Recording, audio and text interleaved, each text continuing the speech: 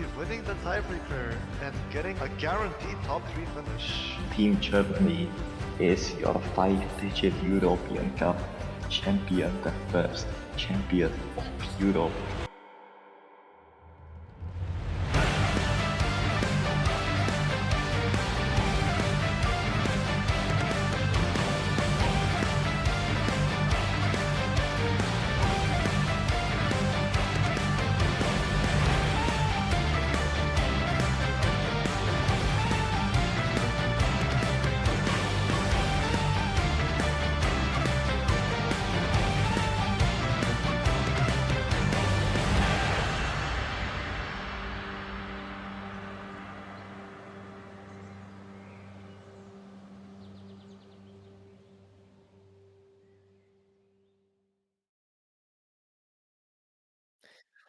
Oh my god, welcome. So many people here for the seed reveal of 5-digit European Cup 2026. I'm here, Bezanar, one of the hosts of this tournament, as alongside me is the other host, Philoxen, and also joining us today is our lovely admin member, Gamil. How are we doing today?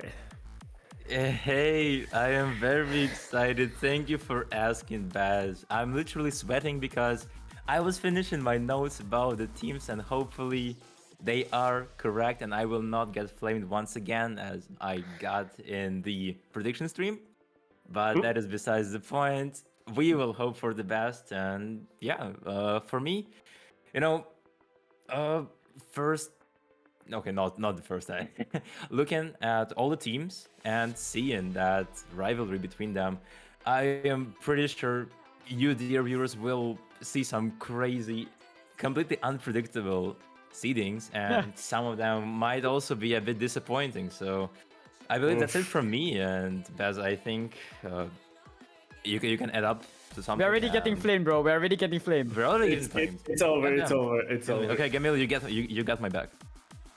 Gamil, you have to defend Philoxen here because I will not be defending any opinions today. Well, I would defend him, but I'm too busy with this Romania match. Anyways, without further ado, let's jump straight into the seed reveal. Starting off with, unfortunately, our last place in seeding. It's, of course, going to be C31. Bulgaria. Bulgaria this year haven't played the qualifiers, so unfortunately their seeding is mostly based on the fact that they didn't actually get to play their match. As you can see, all of their maps are listed with one scoring, so yeah. Last year where they placed 25th, this year they just didn't play, so it's unfortunate to see a team where with a lot of potential, well, a lot of potential to do at least better than last seed, just didn't get to play. Also after the screening of their captain, it's only been downhill for them, I feel like. Nah, yeah, man. The captain that they had was really reliable and they had good synergy with them, and it just happened that he had a tournament ban, so not being able to play and gave his captain role to Still. They are good friends, but I believe that was something that just completely killed the morale in the team. So nothing much to add up for Team Bulgaria. I'm just glad they had a full enough team size to submit a full team this year. Yeah, fortunately, just not getting to play qualifiers definitely didn't do themselves a justice, especially considering they could have done better. But without further ado, we will have to move on from them and move into the technically last seed, which is Slovakia. Slovakia last year was merged with Czechia, so they have no last year placing, but this year they managed to have their own roster with 6 players. Unfortunately for them, they managed to place last on almost every single map. The only mod pool they didn't place last on was with DT1. They managed to do 27th on DT1 and 29th on DT2. Yeah, that is right. I mean, Slovakia, they already got enough players to submit a team, which is great compared to last year where they only got 2 signups from what I remember or something like that. Now, playing those qualifiers, only 5 people played it. Kirill Yatkoska did not play it. And out of the other 5, it was Suzuka Nakamoto who actually managed to get that higher seed on DTs. On Susume, they got an FC, which is quite respectable, and overall tried to carry the team, but as we can see, it was not enough. But regardless of the situation, I just love to see that those new players are trying themselves. Some of them are not even the higher ranked 5-digit tourney players, but still, props for the effort. Yup, props to them, and hopefully we'll see them next year stronger and more powerful than ever. But yeah, moving alongside C29, it's a returning team from last year where they've placed a lot better, but this year they've placed a lot lower. So we'll move on to C29, which is, of course, Greece. Last year placing 21st, this year placing a lot lower on C29. Quite a downgrade from this team. They placed pretty much on all of their maps around their seeding. They didn't have any exceptional placements on any of them, so there's not a lot to say about them. I mean, we can at least say that compared to the Seed 30 team, they actually have 200k score more of the average. So that is at least something. It was around 1.1 million. Has spoken away, and I believe were the highest seeded players in the team. And overall, the team is relatively balanced. They were getting those close scores throughout the entire lobby. And I don't know, some of the good scores were, for example, 700k on Noma 2 from Kavgak and 600k on DT1, and also Spoken Away stepped in for that Nomad 5 with almost 500,000 score. But overall, that is pretty much it. But also, before we go to the next seed, Baz, I would like to mention, so that our viewers know, just in case they do not, only the first 16 seeds will qualify. So unfortunately, all the rest of the countries that you will see up until seed 17, they will try and have their chance in qualifying for minor league. And that is pretty much it. You just need to be aware of that, and we'll see how this goes. Yep, all the qualifying results you did for Major League will straight go into Minor League. So tomorrow, since their actual reveal is tomorrow, you will be able to see if you didn't qualify for this tournament, if you managed to qualify for this for Minor League at least. So yeah, it will be interesting to see. But we will move on to the next seed, C28. It's another team that was merged last year, and this year is not merged. Of course, we are talking about Latvia. Latvia this year have managed to make their own roster as well with 5 players, and incredibly, they placed 17th individually on Hidden One, which is their most notable score by far. Ooh, yeah, that is really good for them. And you know how I said that 200k average score difference was between C29 and C30? Well, now, between C28 and C29, there is another score difference, which is not even 200k, but 250k.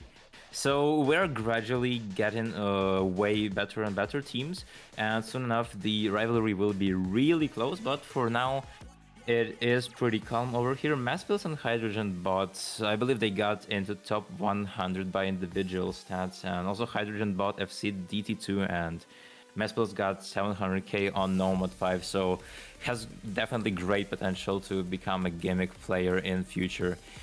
And there is nothing much to add on. The hidden score, the Hidden One score was pure team effort, and they did really well on it, so scared a little some other countries a bit with that one, but that's gonna be pretty much the story of Team Latvia. So we can at least say that it's great that Latvia this time around once again managed to submit a roster of 5 players, because last time it was the team of Baltics. Yeah, Baltics last year being a merge of 3 countries definitely helped them with their placement last year.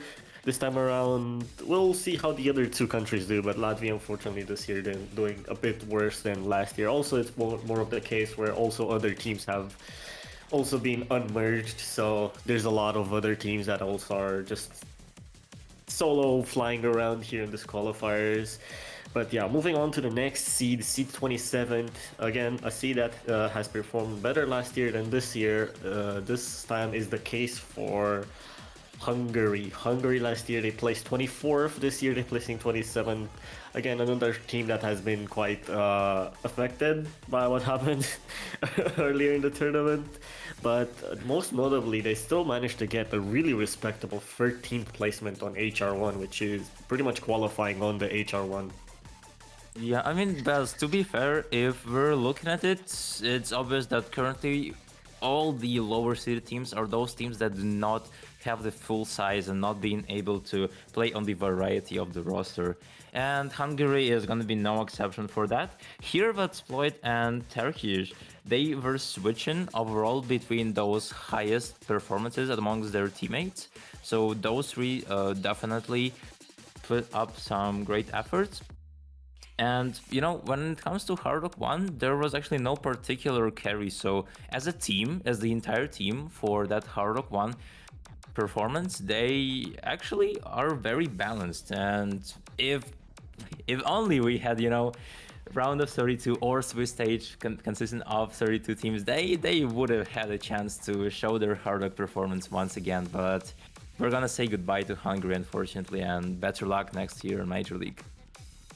Yeah, if only it was the case. Unfortunately, this year we were missing actually one team from probably making us 32 team Swiss stage.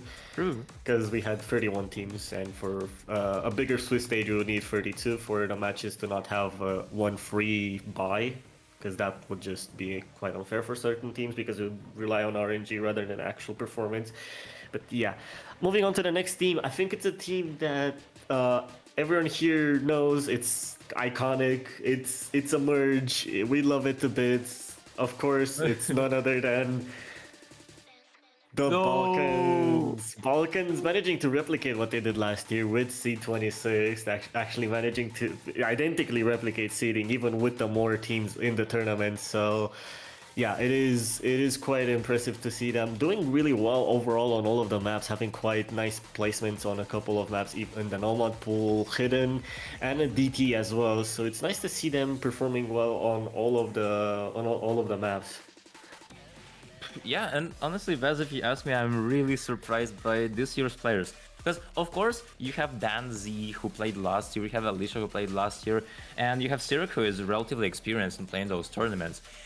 But not only those three made, you know, those impacts to actually perform as they did, because you have Petronix, and he's a really good Hard Rock player, and also Verkan showed stable scores across the board as well. So I love seeing those new common players to the tournament, and I believe with time their skill is only gonna increase, but for now they are getting the same seed spot on, and there's just nothing much to do about it.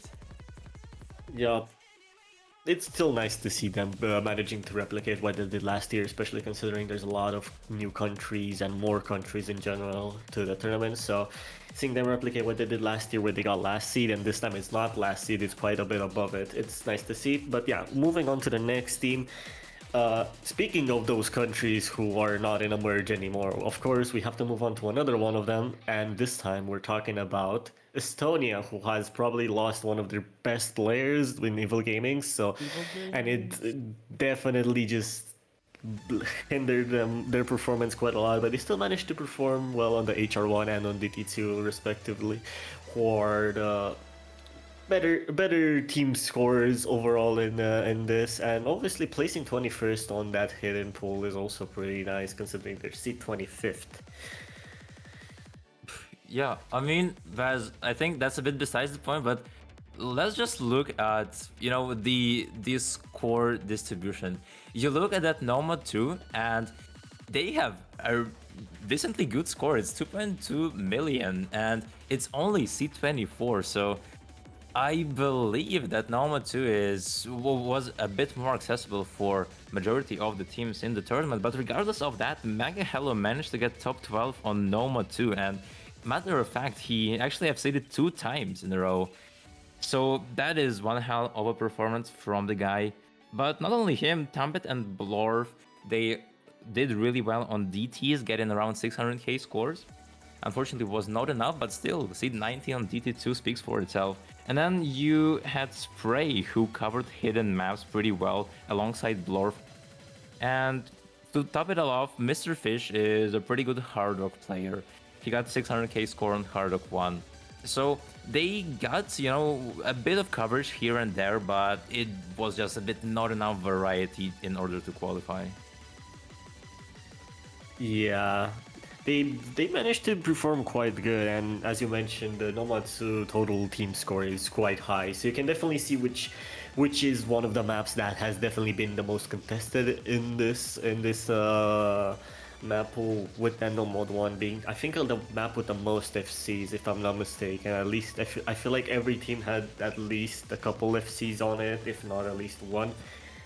But yeah, moving on to another team, a team with actually a good placement on the Nomatsu respectively. We will be moving on to C24, which this time it's Ireland with seed 11th on that Nomatsu with 2.7 million team score, as well as a good placement on that HR2 and the DT2 respectively. As for their last year placements, of course, they were merged into the UK, with Rubik being the only Irish player that merged into the UK and playing for them last year. So that's why they don't have a last year placement. So yeah, what are your thoughts on Ireland? Indeed, I mean, of course they do not have Rubik, but I have a feeling they have a new powerhouse currently, appearing in the scene. This KST Bad, and he was a really strong Irish player. He top scored majority of the maps for Team Ireland, and him and Pasharto were the dynamic duo on most of the maps. Not only those two, but also there was MySlider Clank and Konda. They did great impact and carried DT2 primarily, hence you have that seat 17 on DT2. And of course you have Kur, who is a pretty experienced tourney player. He was usually the fill player right here, but all of those players, they had their own purpose, and I feel like it's a pretty similar situation to the Estonian qualifiers results. But same story as for them, it is not going to be enough to qualify. C24 it is. Yeah, C24, we're moving closer and closer to that qualifying range, and the team performance and overall team scores is only getting tighter and tighter between these teams. So moving on to the next seed, the C23, we'll see kind of a case where they did pretty average on most of the maps, but they managed to perform quite highly. And this is the case for the team in C23, which is Lithuania. Lithuania, another team in the Baltics that managed to get their own full team size of their own, and they performed quite well on it, where they placed really nice around the 20th seed more or less on almost all maps, with a bit of exceptions. Maybe in the HR pool they did struggle a bit more, but yeah, and overall on the Nomad, Hidden, and DT pool they placed quite nicely on all maps, and on the DT1 I should mention they have placed on 19th. So yeah, really good average performance from Lithuania. I mean, Baz, I'm not gonna lie, I'm a bit biased towards this team because they have a player that is, actually the lowest ranked player in the entirety of 5EC 2026 is Bad Apple, and Bad Apple actually played really well. But before covering that, we have August as your hard hitter, but it is not just him. Even though he got really outstanding scores, for example, he got, I believe, top 13 on No Mod 1 by individual stats, which is a really high accuracy FC. But his teammates also had moments where everything relied on them. And as mentioned before, I am really happy for Bad Apple because he actually came in clutch on DT2 and DT3 maps for his team. He top scored and got 600k on them. So considering it was a 6.5 SR pool and considering the rank of Bad Apple, that is a great performance. And his teammates, of course, as well, were doing pretty well and covering each other's backs. But, it still hits hard when the skill cap is not high enough for that.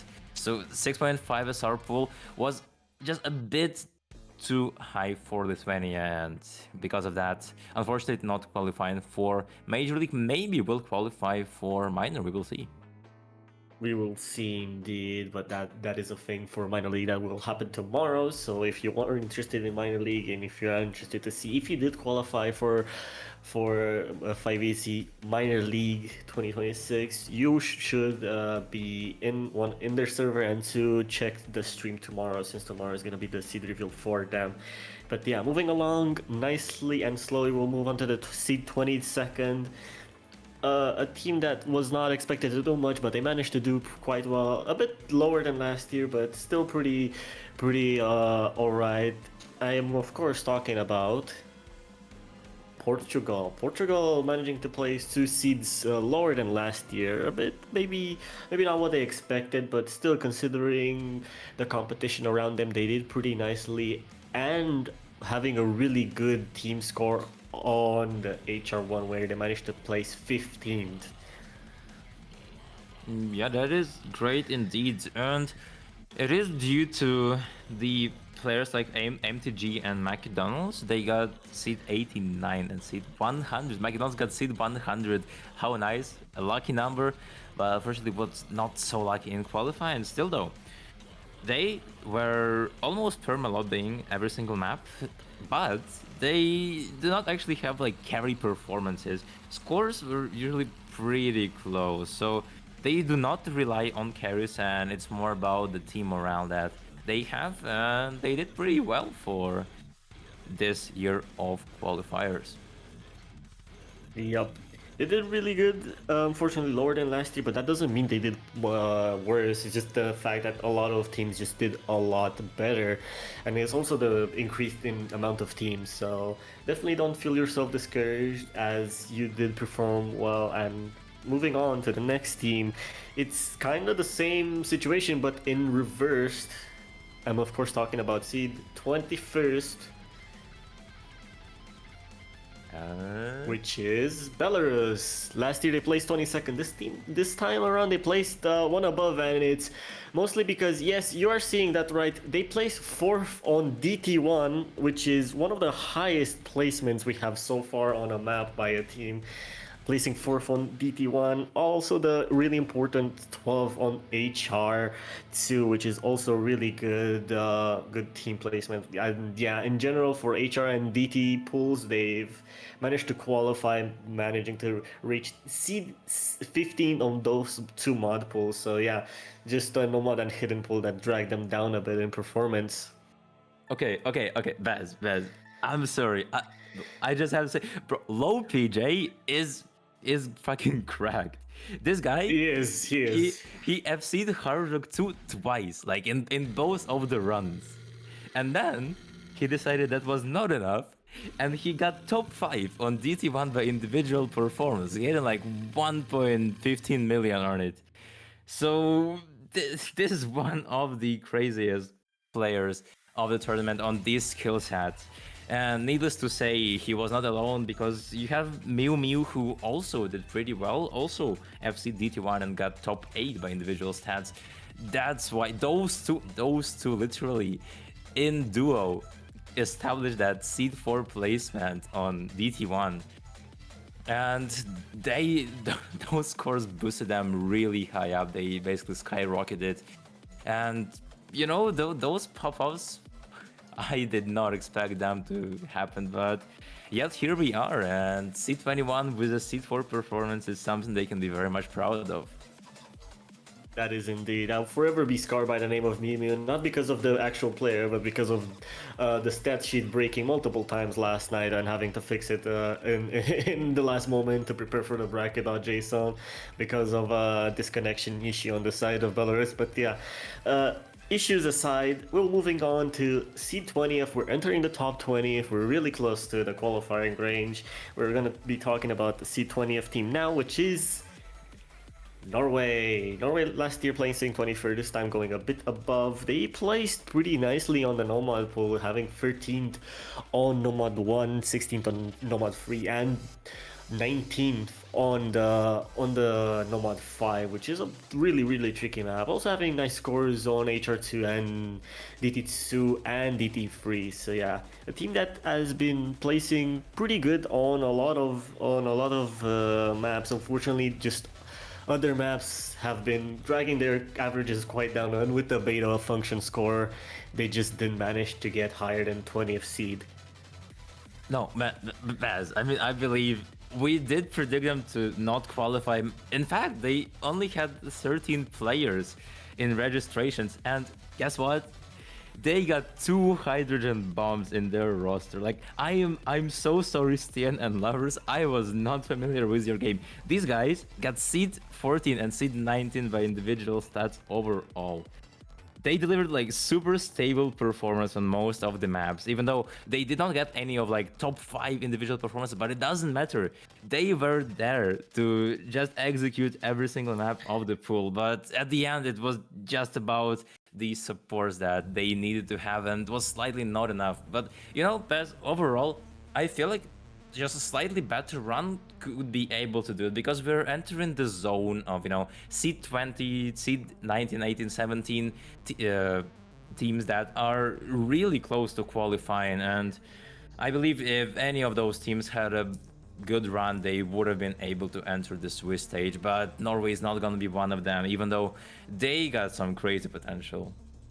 They have an amazing potential. I feel like those players with their amazing potential they can only like just go so far and so forward. And we obviously wish the best of luck to everyone who has played and hasn't played in the tournament, to continue to perform and improve, and maybe in the future in a country-based tournament to absolutely carry, and we will have a clip of them absolutely popping off on some random really difficult map.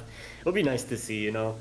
Just reminiscing on, oh my god, they were in 5EC and now they're like here and they're absolutely destroying, like, I don't know, in WC for example. But yeah, moving on, I think we're gonna move on to the biggest shock, at least in my opinion, in what it comes to qualifying results.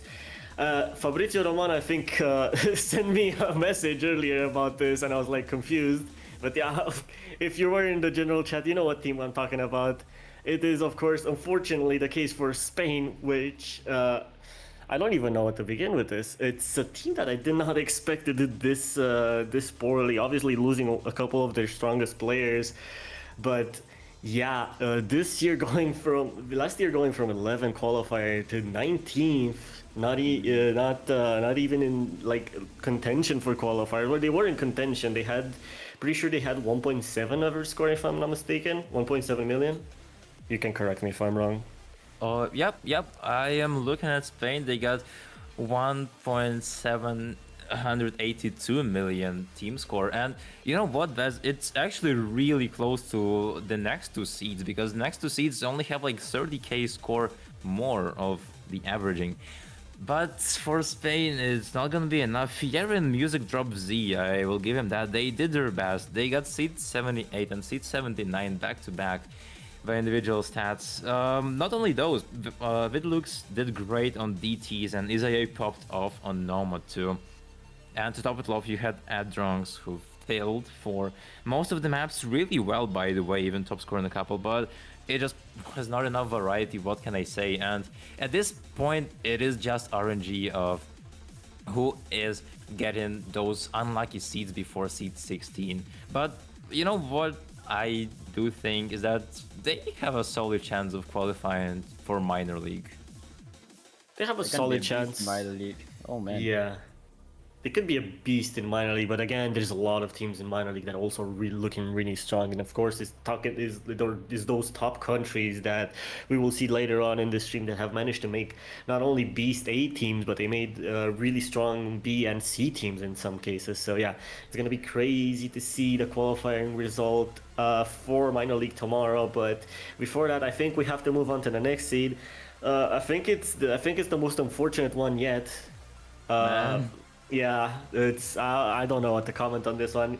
Romania, seed 18th, doing really good average-wise, but unfortunately, just not enough. On some of the picks, they were so close to other teams around them. Unfortunately, just couldn't get higher placement. So yeah, 18th is the max they could have done, and yeah, just not enough, unfortunately. Really good average scores and really good performances, and especially on the DT pool, they did really well. Just unfortunately not good enough to move themselves slightly higher, and especially because of the seed that has qualified, number 16. That seed has definitely a score to prove them that we'll see later on. Yeah, no, I just feel so sorry for like every team that is like really close to qualifying but is not. For Romania as well, it is, from what I remember, it is Mishfuari who was the carry for them in qualifiers, and Slato and Pessi. It was I've done the only team I've done research on is Romania. Probably not biased, but Corina was their top placement, with Pessy being the next one, and obviously Mishi right after. Corina. Oh, I think interesting. Corina, I think she was top 20th. No, I think she was really high up in individual performances. She was the highest one. I don't remember exactly. You will be able to see after the stream in any case, or if you have the stat on you, you can tell me, Philoxen. But she was the highest placement Romanian player by performance-wise. Ooh. I mean, yeah, wait, you're right. No, wait, it says Mishifari is top 96, which is pretty good. And I think the Ampule link, the Bathbot stats were a bit different because we have battle function here. But no, I'm just a doo-doo. It is Karina with Seed 56 performance, and in fact, Karina did really well on those hard rock maps. She was a specialist for them alongside Thick Ave, I believe, and started with Pessy did well as hidden specialist. So, they have that coverage of all the skill sets they need, but it's just a matter of they need more of those specialists, and this is something that I think just stopped them from qualifying this year, Baz. Yeah, it is unfortunate to see, but as much as I'm disappointed, I'm also proud because they've done their best and they've performed quite well. But again, it's mostly because the competition this year has been so tight between the teams. It's been pretty much twice as hard to qualify compared to last year. So yeah, I don't think they should look at this as a disappointment, and I feel like all teams who have come close to qualifying, they should be proud. And the next team that, even if they're the first team, well, the last team not to qualify, they still should be proud. Seed 17th. We're moving on to Switzerland. Switzerland managing to place one seed higher compared to last year, and it's mostly because of great performances on a lot of the modded pools, as well as the Nomad 4, which they managed to place top 7. But yeah, they were really, really close. They were a bit higher than Romanian average score and in beta function score, but they're quite a bit away from number 16 for reasons you'll see in a bit. But yeah, it's really strong team performances overall, and obviously that DT pool really helped them a lot as well. Yeah, no, it's like, when looking at Switzerland, they have a lot of experience tournators. They have GG Boy, they have Vapsme as a captain not so long ago, being, that crazy 6-digit tourney player, and now he is here to deliver. Evangelion guy as well, and pretty much looking at everyone. Of course, I do not even need to mention Zakaton, Kayamori, Ruka, who carried, most of the maps.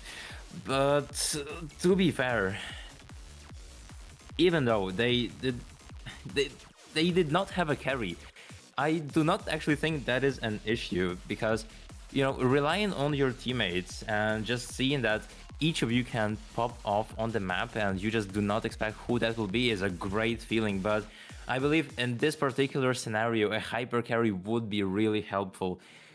But still, even without that, they put a pride fight, and it just happens. And compare it to last year, where there was only 23 teams, and this year there is 30.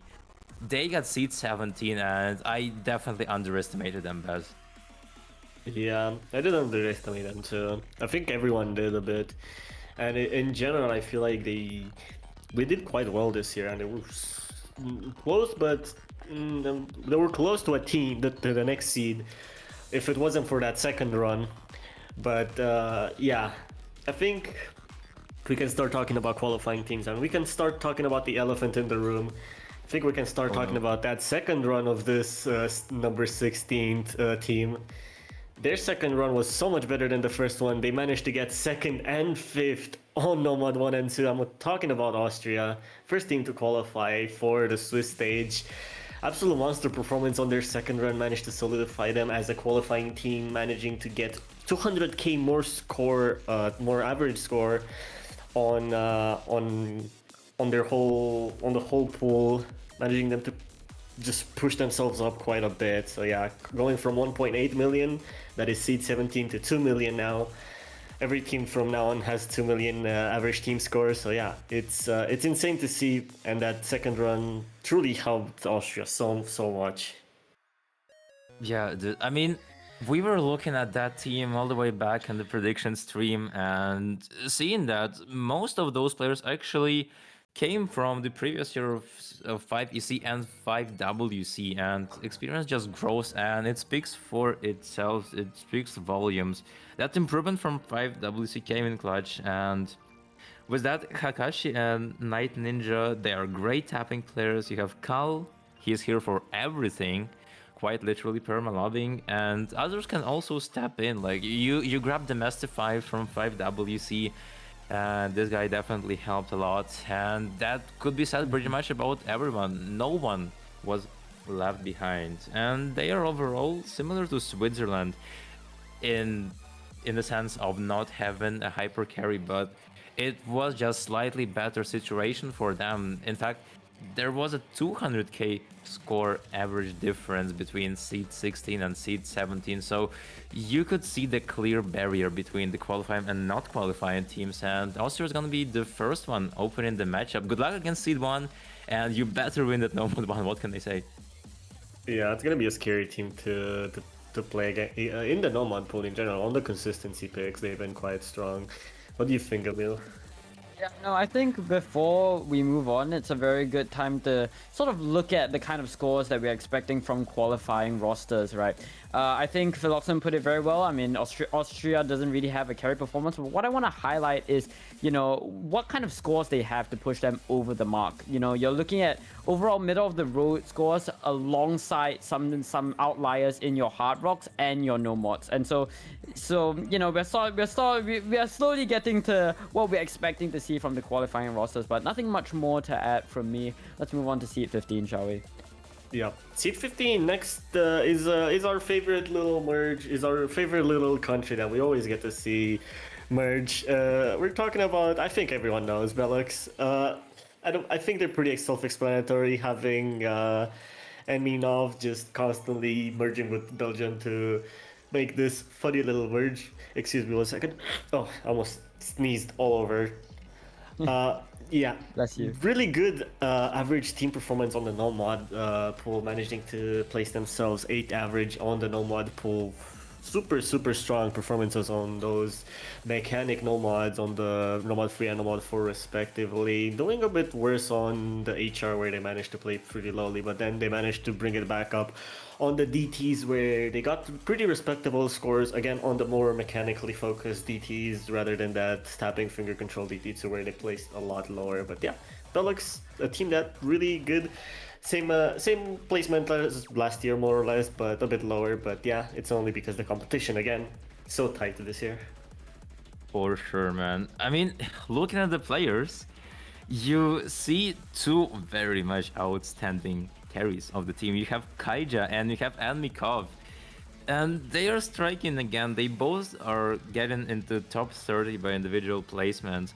And the worst part about these two is that they are pretty much all-rounders. Kaija perma-lobbied and Almikov almost perma-lobbied, with the exception of, like, I don't know, 4 maps.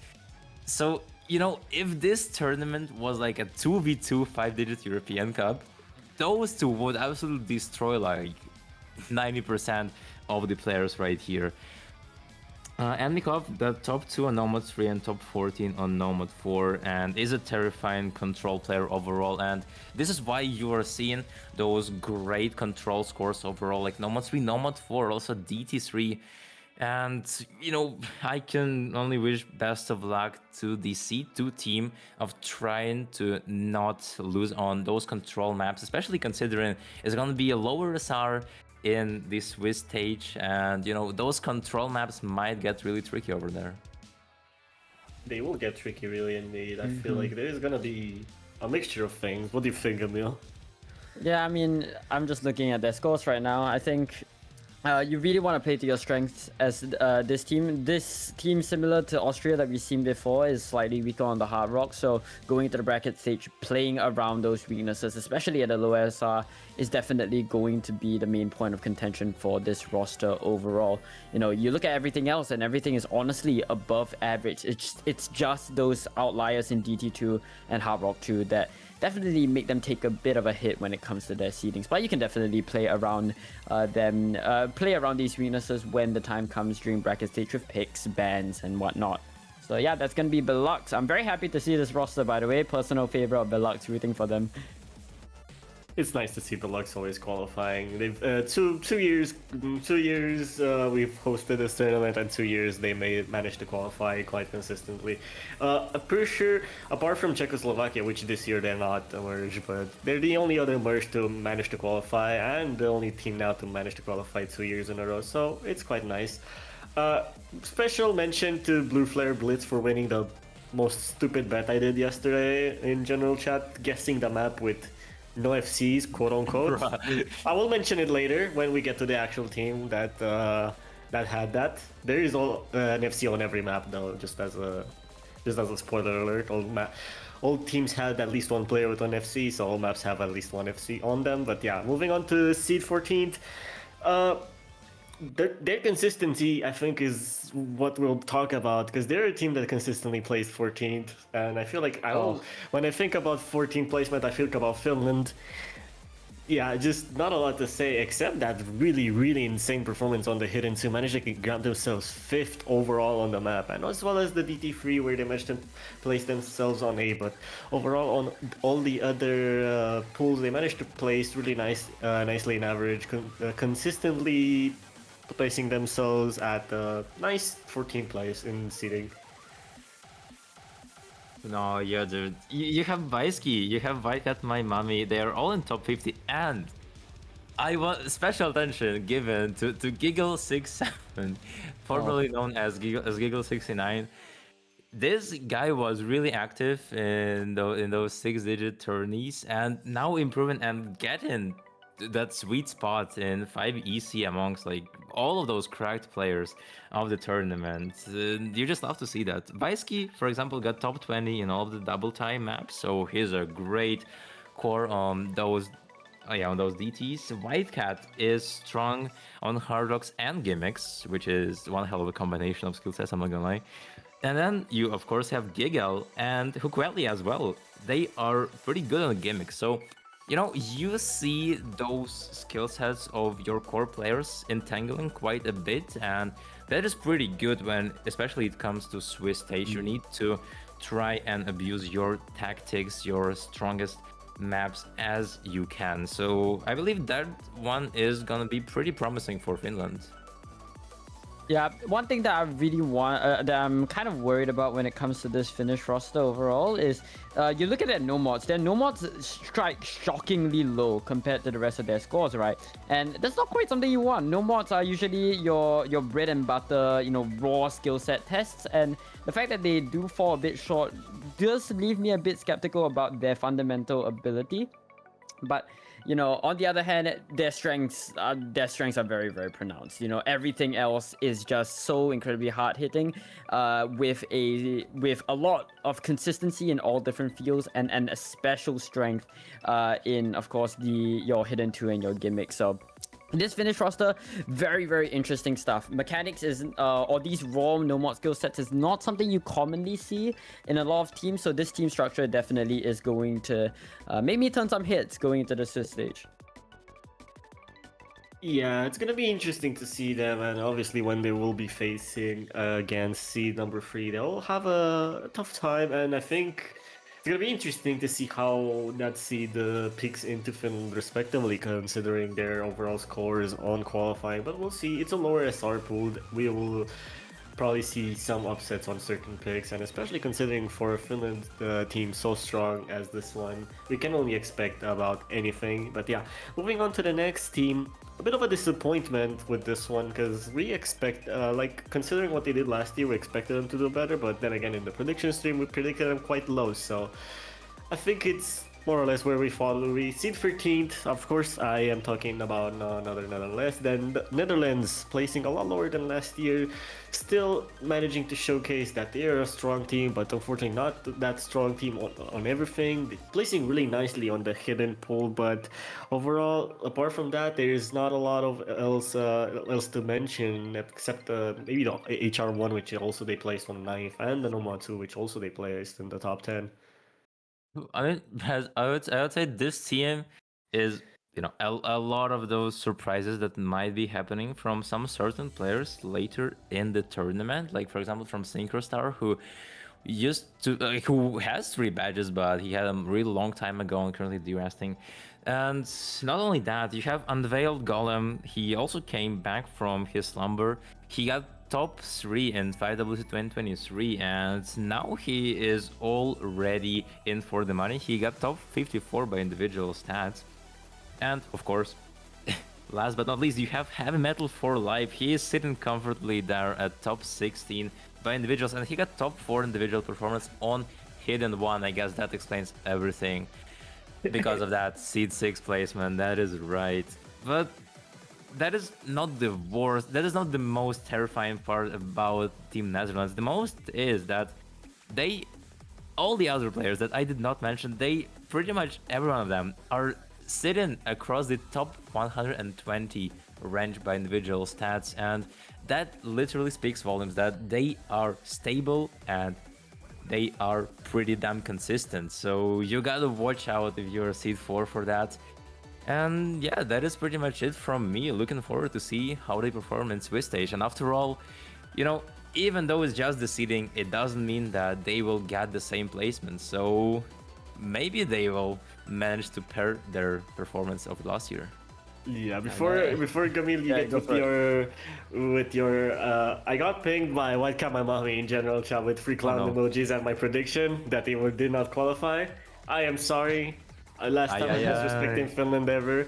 To be fair, for me it was really difficult because I had to place teams higher and lower, and I guess I just sacrificed the wrong one, and my bad. But I guess it's deserved. It's deserved. You can continue now. Yeah, no. That aside, I'm a big investor of Netherlands stock. I really, really like this team. I really want this team to succeed. One of my favorite teams in particular. But yeah, coming back to what I was sort of talking about, right? This team really shines bright on the hidden, and everything else is just it's so middle of the road, and that really isn't the X factor that they want going into the later stages of this tournament, especially once the SR starts to climb, especially once it starts to get a bit bumpy and the skill sets start to become more secularized, more specialized in mana. Although, I do think early round, this team definitely has a lot of potential. I think with the combined experience, I mean, early rounds of Swiss, early rounds of bracket stage always is about your nerve control. It's always about your consistency. And I think, I'm more inclined to believe that this is a team that can function well in consistency, this team in particular. So in a low SR against slightly weaker teams, I definitely see the potential for this team to thrive. However, I do not want to dismiss the possibility that, later rounds are going to be a bumpy hill to climb. That's my take on Netherlands seed 13. Yeah, it's gonna be really interesting to see them perform. Of course, placing lower in the qualifiers doesn't usually mean that they will just absolutely bottom out in the Swiss stage, but you never know in the Swiss stage. The Swiss stage can be such a tricky place for a lot of the teams, especially because the SR just drops not quite significantly, but enough for certain players to feel quite uncomfortable. So we'll see how they manage to do. But before we get into the matches, we will still have to continue this qualifying, this seed showcase, which is going to be continuing with the next seed, which is seed 12. Seed 12, a team with a lot of drama surrounding themselves last year, is of course talking about Ukraine. This time, no controversial anything happened with them, so yippee, I'm happy. I'm also happy to see them perform quite well on the Nomad and HR pool, respectively, doing really, really well. Having multiple scores lingering around that top 5, with the Nomad 1 being in the top 5, Nomad 2 just barely outside on the 6th placement, and Nomad 4 on having 4th placement, as well as a really good performance on the HR2 on the 7th place, securing themselves quite a nice 12 seed place. But yeah, the hidden overall scoring, maybe not as good as they wanted it to be, but still quite respectable scores for them to be seed 12. Okay, okay, all right, Okay, man. guys. You know how in the prediction stream that I said the only player that I am not so familiar with in the roster is Colorbra, right? So this guy got seed 7 by individual stats amongst like everybody in the tournament. Like that was absolutely unexpected, and he hard carried Ukraine like bro, he pushed like all the way he could, and he got some really great Nomad 3 performances. I believe he almost succeeded 2 times. Then, oh my god. Not only that, of course, he was almost always there for the maps, and he is just such a powerhouse for Team Ukraine. But speaking of the other players, not only him, you also have Ayazora. He is a former 6 EC player, and within a year he managed to grind the hell out of the game and ranked up, and now he is top 26 by stats, getting top 8 on Nomad 1 and top 18 on Hidden 1. You of course then have Buster Rhymes for those crazy Nomad 2 performances, hence you have that seed 6 on Nomad 2.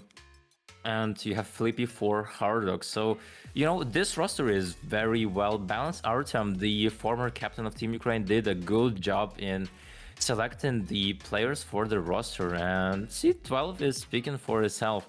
You know, and now there is a part that if I say you guys will probably not consider it really scary, but to me and Gamili, this is gonna be a bit traumatizing, because the thing is, there is this guy Padlock, right? Because Oh 80K, my god. and you know what? Yeah, so he actually did not play qualifiers, and the catch is, this guy manages to beat 4 digits in tournaments. So like I am scared to think what would have happened if he also participated and played with full power. So there is an open question. We will see what happens to Diamond Swiss stage, but for now things are getting really interesting, Camille. Oh my goodness. Well, Fadolog, Philoxenia aside, the thing I want to talk about this Ukrainian roster is their very, very glaring weakness in hidden and double time. As for what I'm familiar with Fadolog, I'm pretty sure mainly specializes in your Nomad ones, all your aim skill sets is mainly under Fadolog's purview. So with regards to whether his absence makes up for these weaknesses, I don't really think so. Maybe on the hidden 2, an argument could be made there, but the rest of it, I think this is a very clear-cut weakness, and going into when the matches start, it's going to be a very easy to pick into this team. Strategy is going to be very, very clear-cut here. So that's the thing that I'm worried about. But on the flip side, they have very, very good fundamentals in your Nomad, and they have a strength in Hard Rock that they can most definitely abuse. So maybe a tiebreaker roster. We'll see. Yep. Maybe it's gonna be that team that will just push every single other team to tiebreaker, and then once they push that team in the corner, they will manage to absolutely dominate. But yeah, as always, when we mention Ukraine, we also inevitably see the mention of the Voldemort from last year, the one that shall not be named. So for the sake of moving on and forgetting them as soon as possible, we're moving to seed 11, which is a seed that has improved from last year quite substantially in seeding, and it's a team that I'm quite excited to see. Maybe we placed them a bit lower in the qualifier and the prediction stream, but I feel like maybe it was mostly because we didn't know they had this in them. But yeah, a team that definitely surprised at least me a little bit is, of course, seed 11, which is Denmark. Denmark placing a lot higher than I expected them to place, and I think it's mostly because of that DT pool where I managed to place an absolutely amazing third and then a seventh on the DT2 and DT3 respectively, and in general just having at least one map placing in the top 10 at least on every single mod pool. So yeah, good strong performance for Denmark, pushing themselves so close to the top 10, and yeah, just incredible team performance. Nah, no, Bez. A little unexpected is quite an understatement right here. A bit, I mean, a bit. in prediction stream, we were like, oh, so they're gonna be borderline qualifying or DNQing. So now seeing them at seed 11 definitely managed to prove us all wrong. And yeah, we admit the defeat. You guys are crazy. You know, we were thinking that after 5EC, after 5EC, they got a lot of new players that are not that experienced, and that they would not perform on the same level as last year. But they, in fact, managed to freaking outseed themselves. And, you know, Stealth and his gang knew what they were doing. You have Lost John, who got seed 11 in the entire tournament, and he got a lot of those, you know, C20 placements across the board for pretty much all of the maps he played. So that is such a one way to have a carry. And of course, not only that, you have Jukas come in for those tapping maps, and you have Stealth with, of course, the years of experience as a captain. And, you know, yeah, that's pretty much it.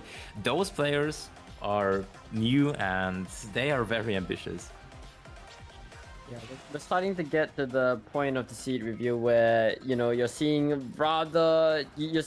average scores that are on the higher side of the spectrum, right, the higher side of the seeding, and Denmark is definitely no exception. You know, they hit hard on not just the speed, but I like to mention the hidden 2 as well. So could potentially signal a hidden weapon or a sort of diversity pick in your gimmicks, and just does give some roster depth and picking depth to their game plan later down the line. Other than that, you know, nothing much more to comment, other than, you know, I love my boy Jukas. I'm so happy for you, brother. But yeah, with that's all from me. Let's move into the top 10. Yep, it's time. Top 10. I've seen a lot of names being mentioned. I don't think people will be expecting anything in the top 10. Top 10, I think, has been the craziest it has ever been. Looking at qualifying results every time when I looked at it, it just didn't sit with me, because I didn't expect the teams in the top 10 to be placed the way they are. But apart from a couple, which is they're quite obvious, a couple of them have been truly impressing me. But yeah, moving to the ones that we're most likely to expect where they are, we're of course talking about C10, which is the first team in the top 10 that we were talking about, which is Kazakhstan, placing 2 seeds lower than last year, but then again, still really strong performance. Yeah, the number 2 roster Philoxen. Bro, number two roster for Philoxen, but it is a really strong roster. Unfortunately, that HR pool pushed them down quite significantly. If they performed a lot better on the Hard Rock pool, I feel like they could have made themselves quite comfortably into the top 8, if not even higher. So yeah, just in general, really nice performance from them, having 5th on a couple of maps, on Nomad 4, Nomad, and Hidden 1, as well as DT3 having the number 3 placement. Really strong performance from Kazakhstan, as always. But yeah, maybe not as high as Philoxen expected. Yeah, we just keep making fun of Philoxen here. You know, nobody's your friend here. So was slightly not enough to get C2. I believe in the better run would be very much. They were close. They were close. Yeah. If they had a third run, the third run. Yeah. But yeah, now onto the actual info about the team, about the players. Well, it sounds so weird to announce, but you know, Emoshka Pro is a former 6EC player, and this guy got top 9 in the entire tournament individually, which is just insane in my opinion. And he is the strongest player of Team Kazakhstan currently. Then you have Poisonous coming from, you know, the long break and getting seed 30, coming back into the tournament. And those two are already quite scary on their own, but then you look at the others and you see Hahami, of course, and Tide this year performing really well as well, and they are in top 70. So now you have at least 5 players that you can very much rely on. They're super stable. And the biggest problem for their opponents will be is that their carries, they share pretty much the same skill sets. Like you have Poisonous and Emo, and they are correct on tapping. Then you have, of course, also who shares, his great aim skills with other players like Poisonous, because those players are just completely universal, and you can put them on pretty much everything, and boom, you will have a map. Like you look at the DT3 score, and I believe this is only the beginning for them. I think what has been said, or what needs to be said has been said. Really, the only thing bringing this roster down is going to be the Hard Rock. I will be interested to see if the lower SR does, sort of patch up some of these weaknesses, at least in the earlier rounds. But as it stands right now, prospects not looking very up for the in the Hard Rock department. Could definitely see that being an issue. But yeah, nothing to add from me. Well, I feel like the next country has been mentioned like 50 times in the last 2 minutes in chat. Oh no. No! I don't think there's point in delaying it. I think. Oh, we can just the move straight to scene consequences of my No. actions. No. Oh, No, it's fine. It's not bad. Next country, Seed 9. All roads lead to Rome, and in the case for it's the all next good. country, it does literally lead to Rome. If the seed will switch, please. Chiori, please, I beg. Thank you. Okay. Seed number 9, Italy. Oh, with, the consequences of my actions. with the probably most well-rounded DT pool we've seen so far, with single digits in all of the free DT maps, 7th on DT1, 6th on DT2, 9th on DT3, as well as really good performances on the Nomad 5 and the Nomad 3 and the Hidden 1 and the HR. The Hidden 2 and the HR1. They just performed really well. They dragged themselves a bit down on that Nomad 2, but apart from that, really strong performance, and I don't think I would have placed them in top 9 even if I knew the result. Yeah, no, guys, my apologies. I remember my DMs getting spammed by, like Helian, like, yo, why the fuck would you put us in D and Q? Like, we're good. I'm like, okay. And, well, little did I know it's not only gonna be qualification, but Seed 9, like, holy. And, yeah, looking at the performance, it makes total sense. You have Poof, Xylem, and Laura Reef, who are those, experienced players who are the strong core for the team. And pretty much all of the maps of qualifiers, they are not hard carries though. It's not even that they are the only strong players. The roster of Italy on its own, they have really balanced lineup, and they can trust each other with what they're doing. They are not as hyper carried as Kazakhstan, but they are still pretty stable, and with that they are gonna be a bit higher than Kazakhstan, so I just want to that's say a great team synergy. Honorable mention to the only Maltese player being in the actual main team of Italy. I have to mention it. Oh You yeah, can that's continue. Xylem, yeah. Yeah. That was really good. Yeah. One thing I want to mention about this Italian roster is that across the board, they're very well rounded, and they're kind of an enigma. We've established that Italy is probably one of the most well-rounded double-time rosters, right? They are incredibly consistent across the board, not too high, but also not low in any sense of the word whatsoever. And then you look at Nomad 2, and then you wonder what exactly happened on Nomad 2. If you are a team scouting against Italy and you look at you look at this sheet, they're not particularly weak on, say, your hard rocks. Maybe you could make a case for hidden, but the main thing that you're going to try to pick into is that Flowing Nomad 2. But then the question comes, Nomad 2, it's a mechanics map.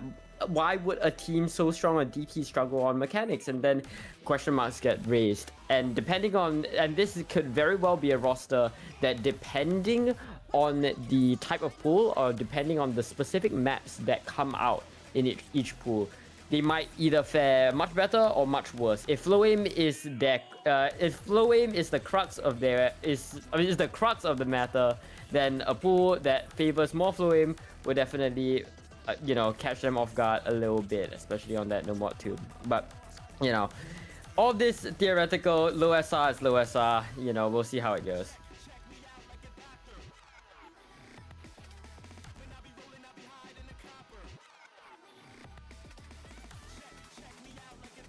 Okay, ignoring the fact I was interrupted, but I got the delivery on my monitor. My bad, chat. I did tell y'all it was gonna happen in the midstream. Yeah, Italy genuinely surprised me like a lot, considering like I did not expect them to play. I expected them to qualify, but I didn't expect them to place this highly up. And it's nice to see. I feel like Italy is a country that deserves more. We'll see how they perform on those flowing tapping picks. I feel like it's gonna be an interesting thing to see, as Gamil mentioned. But yeah, moving on to the next seed. I'm pretty sure I have them in the order wrong. No, I have them in the correct order. Seed number 8.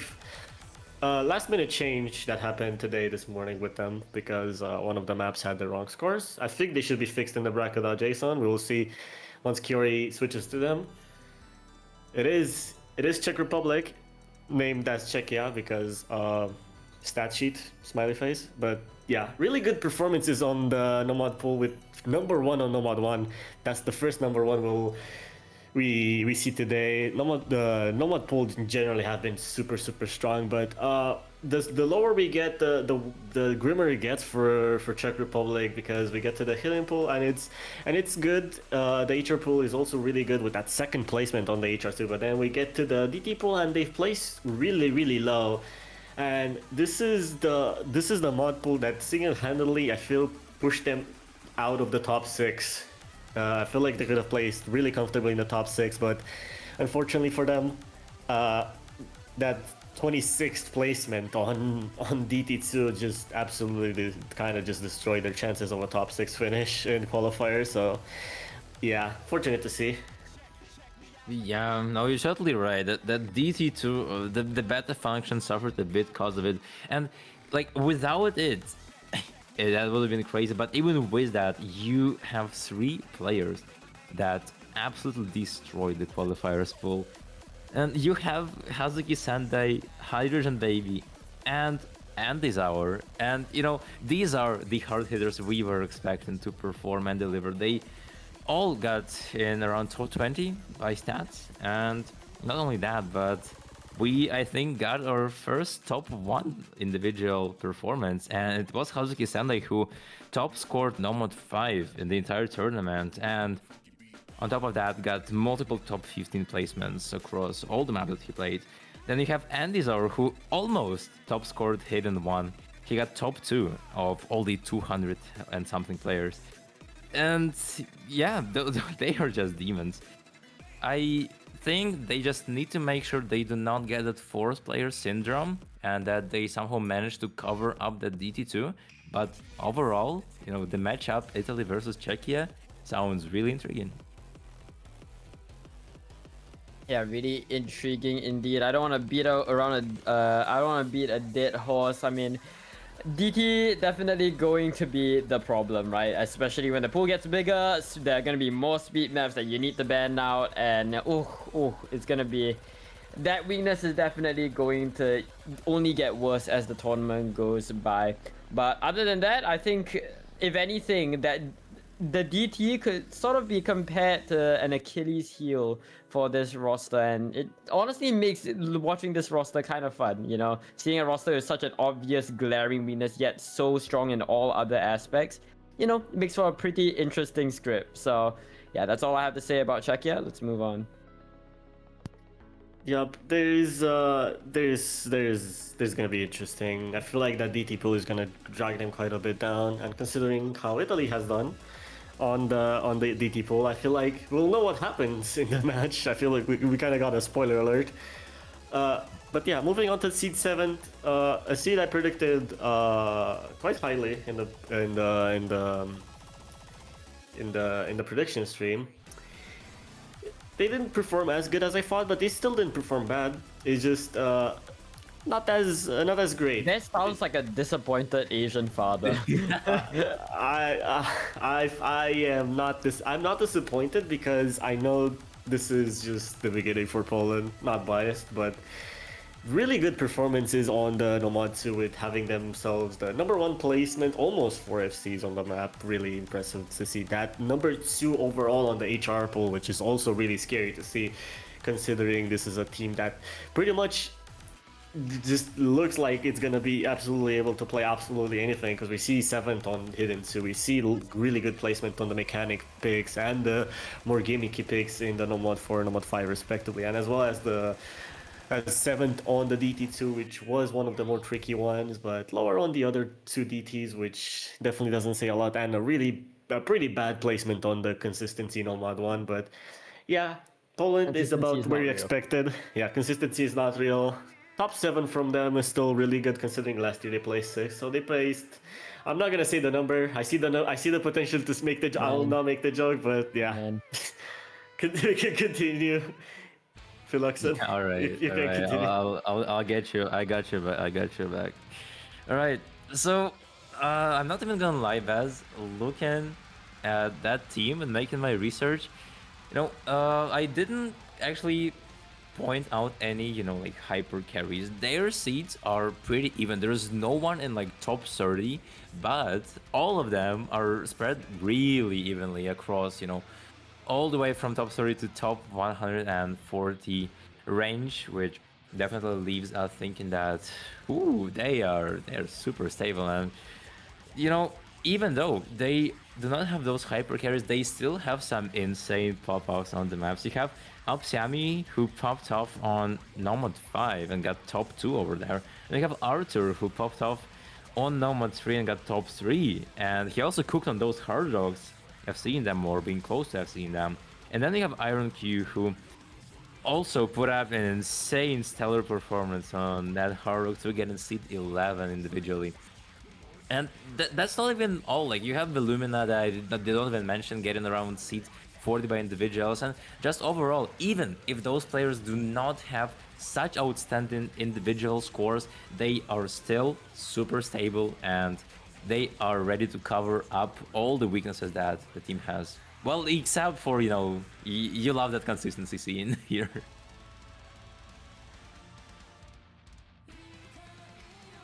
Yeah, no. Nothing much more for me to add for the Polish roster, right? Apart from the fact that they have a very, very strong set of tools in their hard rock pool. Definitely, if we're going up against them, it's gonna get banned. We're gonna see a lot of hard rock bans against Poland. But that's not the only trick they have up their sleeves. Being good at hard rock means that you're naturally just good at a lot of skill sets, even though the rest of the pool might not exactly show it.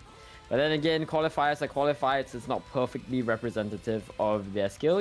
Maybe they had a bad start and then had hard rock and then had a bad end. We never know. You never know. But yeah, that's all I have to say for Poland. There's things to say about Poland. There's things not to say about Poland. I think in general they performed in qualifiers around the same as last year. So we'll see how they do in Swiss stage, especially considering they have an easier matchup in the first round. But we'll see how that happens. But Kazakhstan. ooh, Kazakhstan. Ooh. Okay. But yeah, elephant in the room, #2. This one is the bigger one because this is a debuting country in 5EC. I don't think there need to be any introduction. There's only one that hasn't been mentioned until now, so we can just move on to seed 6. Turkey absolutely is shocking the world here with top 6 in their first appearance in 5-digit European Cup. I don't think anyone predicted the team to place this high. I think the highest placement we had for Turkey in the prediction stream was 11th or 12th or 9 to 12. which is still really low for this team. Like we're talking about a team that managed to place 4th overall on the DTs, 7th overall on Hiddens and Hard Rocks, with performances like 5th and 9th on the HR1 and HR2, with 2nd and 5th on the DT2 and DT3, with 6th on both Nomad 1 and Nomad 3. Like, this is a strong team. Maybe on tapping consistency they've been a bit worse, but on tapping finger control and speed they seem to be really nice. So yeah, it's a kind of scary team, especially considering I feel like it really went under the radar. Dude, no, I had that feeling. I did not want to put Turkey in DNK. I was like, no. Even though I do not know them, I feel like they got some goats in those 40 signups. And looking at it right What now, kind of scouting do you do, the heebie-jeebies? the EVG BGBs is crazy. So yeah, I had the gut feeling, and in the end, you have the big 5 players of Turkey, which are also Zybit, Strafe, I believe is how you pronounce it, Ekin and Drastau. They are all in top 40, top 50 placements by individual stats. And that is an insanely strong core. And that is not even the fun part about the Turkish roster. They have the 2nd highest amount of top 1 plays out of, all the individual players. Because you have Zybit who got top 1 on the Hidden 1, and then you have also who got top 1 on the Hard Rock 1 and DT3. And not only that, but the DT3 that he played, he FC'd 2 times, and both of his scores are highest than anybody else has. So I am terrified of these 2 guys, and if that's not enough, you have Strafe who got top 3 on DT2, so, the accuracy, the finger control, and the speed department is not suffering at all, and I don't even think that is gonna be the issue, except maybe that kind of flow aim aspect that you have on Noma 2 that did not go well as planned, because they have C19. A lot of these higher seeded teams really seem to not like this Nomad 2 for some reason. That's a bit rough. But when all said and all is done, this is sort of a this is an upgraded version of the roster that we just saw before. I believe it was Czechia, I believe. Yeah. I mean, it's not quite the same as Poland, more similar to Czechia, but it's another roster that, you look at it, it slowly, their glamour slowly goes down the lower, or as you go up or down the map pool. But, no matter, going into the tournament, strategy is definitely going to be a viable strat to, try to alleviate all of your weaknesses. And, for Turkey, I'm very happy to see a first-time country pull ahead. Seed 6, definitely nothing to scoff at for a first-time country. And I'm definitely excited to see how far they go.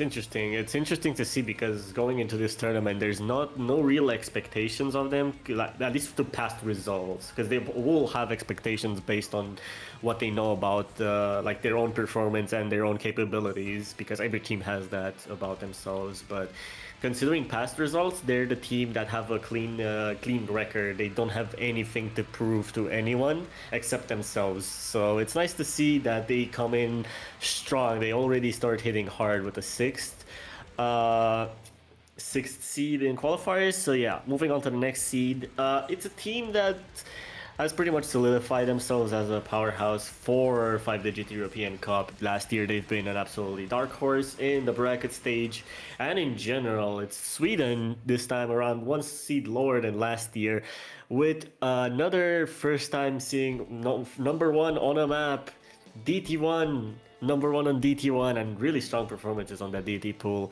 Hidden and even Hard Rock with that second placement on HR1. But yeah, I remember Sige last night saying last time they placed 4th individual in qualifiers as placement, and this year he'll be happy with top 15. I think Philoxen, you can spoil his party and say what placement he actually got this year as well, because I think 120.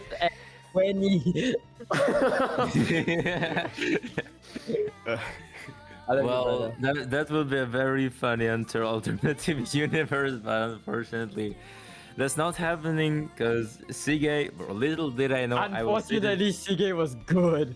Unfortunately, Sige was correct. I did not know I was sitting in the VC with a literal hydrogen bomb in predictions because this guy got seed 6 by individual stats and he got a lot of those top 10 placements across the board. He got those placements on Nomad 4, Nomad 5, Hidden 2, and Hard Rock 1. So, speaking of the variety of man, these skill sets are really versatile, and this literally means that your hyper carry is gonna be in for pretty much everything, and you can rely on him at any minute. And for that, you also have some really stable players. He knew what he was saying in the prediction stream because Randy Akuma, Pompey, FaZe, Terry, and Zeus, they all indeed performed really well, got in top 60 overall. And, I feel like the strategy for Sweden here is going to be taken into Sige's skill sets and just supporting him as best as you can. And I feel like this strategy will actually work out. And ooh, wait, now that I'm thinking about it, you will have a crazy battle of carries as well, Gamili, because you have Sweden, Seed 5 versus Ukraine, Seed 12, and both of those countries have crazy carries. So, guys, this match is worth noticing. Yeah, all right. On to move on from the Delulu cast right here. I'm joking. I'm joking. I'm joking. No, we're just hating. Yeah, no. Incredible, the cast. Finally, after seeing Czechia into Poland into what country just showed up? Turkey. Turkey. We finally have a country that is a blank, flat plateau. All of their scores are incredibly tightly packed together. Even though their hidden is the best, you contrast it with the Hard Rocks. The Hard Rocks peak at the Hard Rock 1. They sort of fall short in the Hard Rock 2. You look at the No Mods, they have some highs, they have some lows, but they all cancel each other out to make a roster that is very, very well-rounded. That's going to be the strength of Sweden going into the bracket stage, right? Looking as an opponent, you pick into Sweden, you don't know exactly what you want to attack, because they can just hit you at so many angles. Now, the danger with this kind of roster, and we'll probably see some rosters that some countries that will be able to overpower Sweden, is if your country just has a bigger club, they will beat Switzerland down. They will beat Sweden down, no questions asked, because they don't have, an ace in the hole. Their specialty comes in their breath. And if that breath doesn't work out, if there's a country that can just draw a blanket right over them, that's gonna be where they fall short. So the important thing to note, or the important thing to look out for this Swedish roster, is how they scale into the later stages of the tournament. I think early stages, they'll have no problem. They'll breeze through it. Later stage, SR goes higher. That's where it gets rough. It's what pretty much happened last year, where as soon as they reached final, they started to get a bit more shaky. And in grand finals, they pretty much just got skill capped by France, but they still managed to get that top 3 last year. And I feel like this year they might have a bit of a trickier time, considering how Swiss stage and bracket stage is set up. So we'll see how that happens. But yeah, I think we all know what the top 4 countries are. Singapore. Yeah, Singapore, clearly. And Bangladesh, true. But apart from those two, I think obviously we know which top 4 countries are. Nobody, I think, knows the order except for one. I feel like one is pretty obvious. But yeah, considering all that, moving on to seed number 4 is a team that made grand finals last year, almost won in grand finals, unfortunately losing out to Germany. It is, of course, none other than France, managing to get themselves 4th seed with just number 1 on HR pool, like actual number 1 on HR pool, just number 1 on all maps, and also having a couple other number 1s with the Nomad free number 1, and almost getting number 1 on DT1. Unfortunately, getting edged out by Sweden, so Sweden grabs themselves that one. But yeah, it's a really strong country. Kind of surprised to see them that low in the Nomad 1 and Nomad 4. and the DT2 as well, but I guess they were the trickier maps. But still, really strong performance from France. Looking forward to this team. I'm especially excited about all the teams in the top four qualify, that like seeding wise. So we'll see how this one performs. Man, okay. First of all, Funky History. What is this guy? He got top 2 individual stats in his entire tournament, and he also played 24 out of 22 maps. Holy shit! He played more maps than Hello. That's crazy. Anyway, anyway, getting a lot of those top 1 placements for Team France. Funky History getting top 1 on DT1 and also Nomad 3, but he is not the only strong card that they have. There is also Jiuchu, the captain, getting top 1 on Hard Rock 2 individually. And if that is not enough, well, obviously you have all of the other players just averaging at, you know, that top 30 performances on a lot of the maps. And I also want to point out Mikado Legato being able to improve rapidly and just completely destroy some of the This maps. guy's the #1 Mikado Glazer, bro, and rightfully so. Hey, Bro, hey, I'm hey. a Mikado I'm also Mikado Glazer. I'm Right, right. all 2 versus 1, Mikado. 2 versus 1, buddy. But Nah, bro. No slack, no slack. okay. But yeah, you have these 3, and obviously the rest of the roster is also very much experienced. They, as we can tell, just there is no one who could rival them on those hard rocks on paper, getting seed 1 on both of them. So, that is gonna be a rough time for this seed 13 team, which is Netherlands, by the way. Yeah. No. Last thing I want to mention, having a Hard Rock #1 in both #1s, by the way, both double Hard Rock 1 and Hard Rock 2 #1s. Insane for the overall team strategy, and it's not like the rest of the maps or the rest of their skill sets are weak at all. You know, you're looking at slight drops in the No Mod 1 or No Mod 4, which could definitely be boiled down to RNG, as well as, you know, their lowest mod placement being that double time. So perhaps signaling a potential mechanics weakness, but for what it's worth, that Hard Rock strength definitely makes up for it. This is the strongest that we've seen a team have this sort of quote-unquote ace in the hole. And yeah, it's going to be very, very useful for them going into the bracket stage. Nothing more to be said about France from me. Yeah, I feel like France is just a team that you cannot never bet against it. It's gonna reach bracket stage. I feel like it will be quite an upset if they don't. Again, how they will enter that bracket stage, we'll see. But they'll have their journey there, as all the teams. On the topic of HR1, since we did see #1 seeding on HR1, I did mention earlier in the stream when Bellux was mentioned that one may have won a small little bet I did last night on the general chat. The funny thing was that all maps had an HRFC, but the top score on HR1 was not on FC, and it was from Turkey. I forgot to mention it when Turkey came up because I was just shocked by Turkey being #6. The top score on HR1 is not on FC by the Turkish player. I forgot the name, but yeah, they missed on the last circle. Just nothing to say there. Just aura farm. Bro got the best score by accuracy, almost FC, and then missed the last circle in HR1 after the spinner. So yeah. Moving on.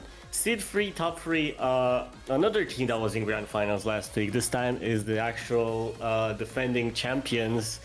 Obviously, it's none other than Germany. This time around, placing again 1 seed lower than last year, but still really strong. #1 overall on the DT, as well as #2 on the Nomad pool and #3 on the Hidden pool. Strong performances from Germany as well. On individual maps, they only managed themselves to grab only one #1 on the Nomad 5, but I feel like that is a really impressive one, as it's one of the more trickier maps out of all of them. So yeah, Germany looking forward to defend their title. Theo coming back from last year to defend his crown as 5EC champion. So we'll see if they can manage to do that.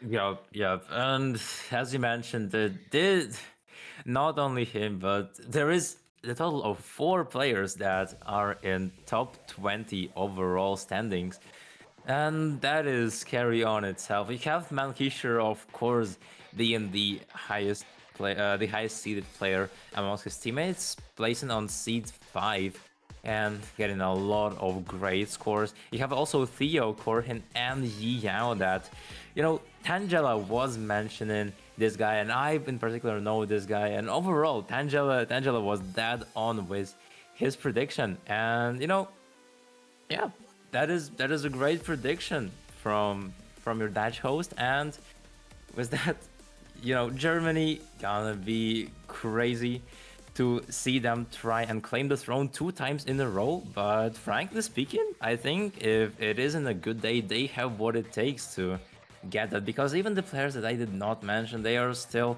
placed very much high compared to a lot of those middle-seeded teams. So that is gonna be one hell of a show to watch.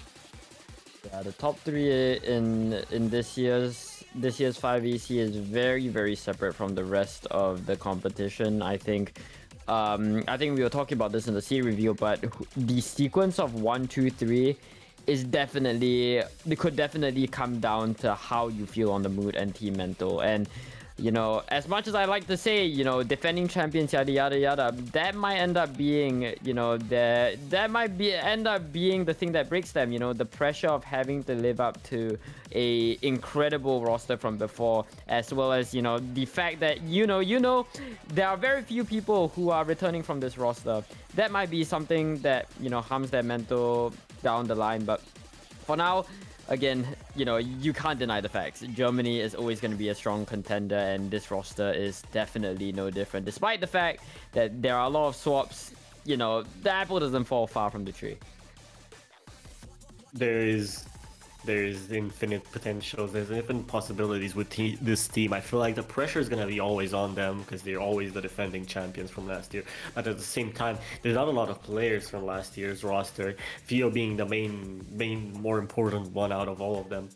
So yeah, the pressure is more on him than the rest of the players, since the Germany team has went through a quite restructuring, and I did predict them lower because of that, but they still managed to quite just prove me wrong, and in general prove us wrong, because Germany, I think, will always be a team no matter what, because they have so many talented players in their country. And I think with that we can go to another country with a lot of China country that also went through a massive build up. They changed quite a lot of the roster from last year. Last year they placed third in qualifiers. This time around they placed second, placing one higher. Fingers crossed. Oh, it's only gonna be the UK. UK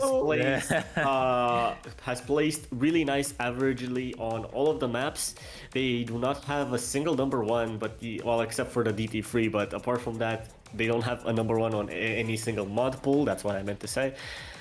And yeah, I feel like the biggest letdown is on that DT2 and Nomad 1, where again, I feel like when there's a team underperforming on the Nomad 1, they always underperform on the DT2, which is quite ironic because they're not that similar of maps. But I guess the consistency factor of them is what might have grabbed themselves a bit down. But yeah, still a respectable performance, especially considering the rebuild of the team. But then again, you look at the names, you look at the talents, and it's quite obvious why they're second. There's not a lot of explanation needed.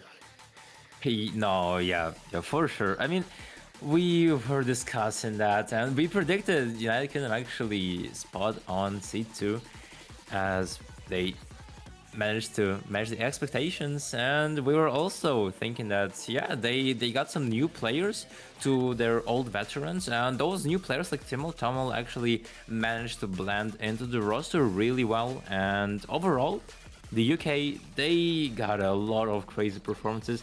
You have Sparkly Fairy, also known as Hamster Lol, being the best Nomad 4 performance. You have then Gary Eats, who got top 2 on Hard Rock 2. Needless to even say that Wiggler has a lot of those top 20 finishes on multiple maps. And just overall, if you look at those leaderboards, you will see pretty much every map filled with those British flags.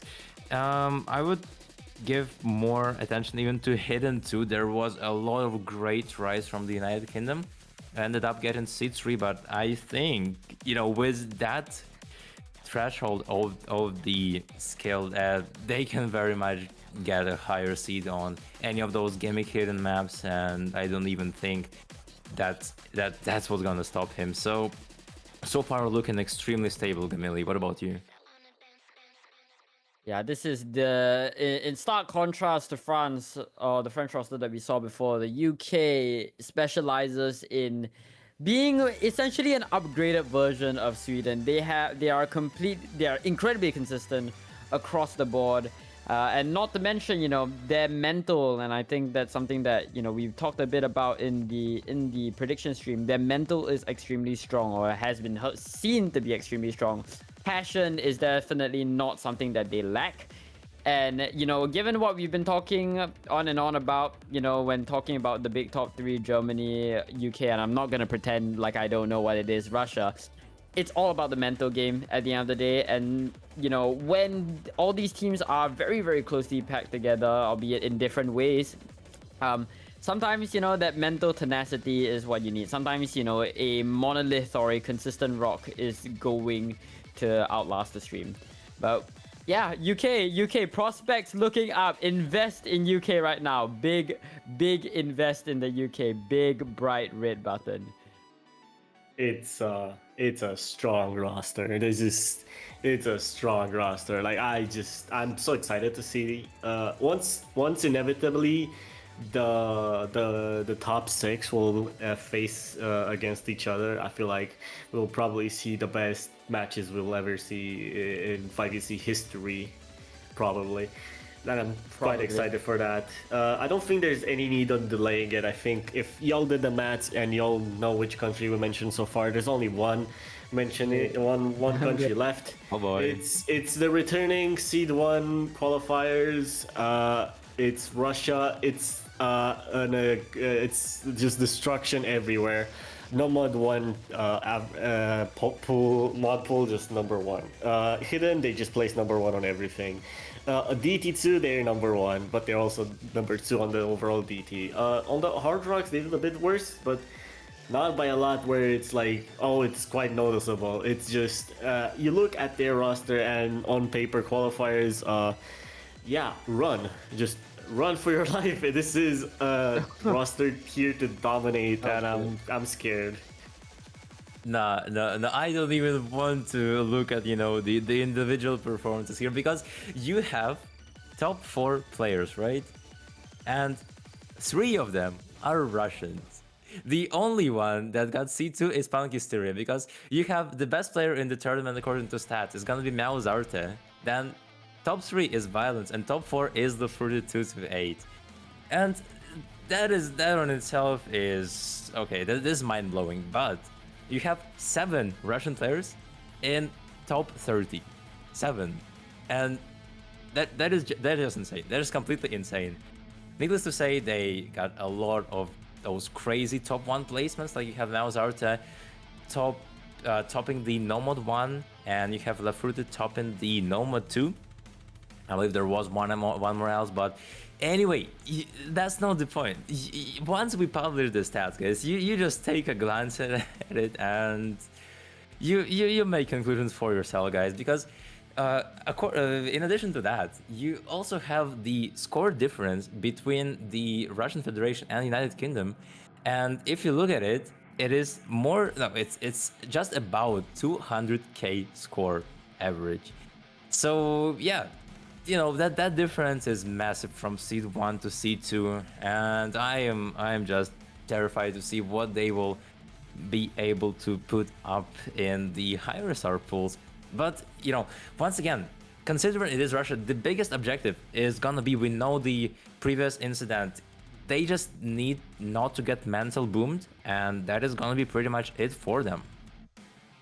Gosh, Philoxen, the script is writing itself. You're talking about the history of both of these rosters. UK being the roster that's, incredibly consistent across all board, across the entire board. No big outlier scores, but have the mental game, have the passion. And on the other hand, you have Russia, who on paper is completely undefeatable, but does have a weakness, at least from the qualifier stats, in that Hard Rock, and has been known in the past to falter when the mental gets rough. if the UK are the hero of the stories, Russia being seed 1 at the tippy top are the villains. So I guess the question now is who's gonna stop them? And well, we'll have to wait and see. That's what you're here to see. But That, there's that's nothing what more. it- There's nothing more for me to be said. I mean, Russia, man, Russia. Russia, it's a country that we always see. I think last year was just unlucky for them in bracket stage. I don't think anyone expected them to boom out of the tournament in the fashion they did. I'm pretty sure, if I'm not mistaken, UK was the country to eliminate them in losers bracket last year in semifinals. So Ooh. it is a matchup we're probably gonna see Grudge repeating. match. Redemption arc. Grudge It is gonna be. match. I think it is gonna be just another grudge match repeating itself. So, in that case, Russia will definitely want to have their hands on UK for multiple reasons. But yeah, it's definitely just matches that we want to see. I feel like it's a nice time since we're done with the seed reveal.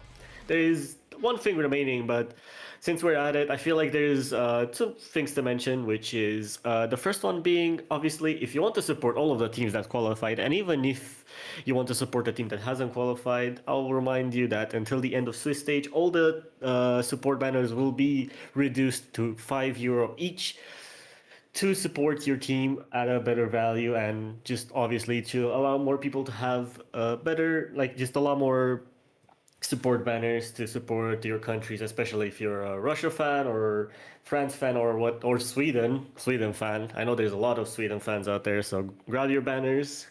Links are listed in the Discord, as well as on the actual main sheet, if I'm not mistaken. You can correct me, Philoxen, if I'm wrong. Yeah, should be. If that is not enough, there is a command that you can write in chat. It's gonna be !donate, and you will get the link to the coffee. So that is gonna be pretty easy to get. So it is up to you, and I would hope you like the seed reveal and the second one, Baz. Right? I think. Yeah, this is the biggest one. Yeah, that's We right. can finally, cause after a couple months now. How long we have the donation open for? A month and a bit. Oof. Yeah, definitely more than a month. So yeah, the Yeah. second goal is connected to the donations. Yeah, the second goal is connected to the donation is the update of the donation, the prize pool, because we realized we haven't updated in a while. So I feel like it's only fair that we update it here on stream, and I'll let you all know what you're fighting for, apart from the badge, which is obviously the more important stuff. First place now, instead of I'm pretty sure it's 2 months, right? Yep. Now, their price pool gets increased to 6 months of supporter each, which how much does that equal per person? I forgot. You It's know the around math. 128. 128 divided into 8 people. Y'all can do the math.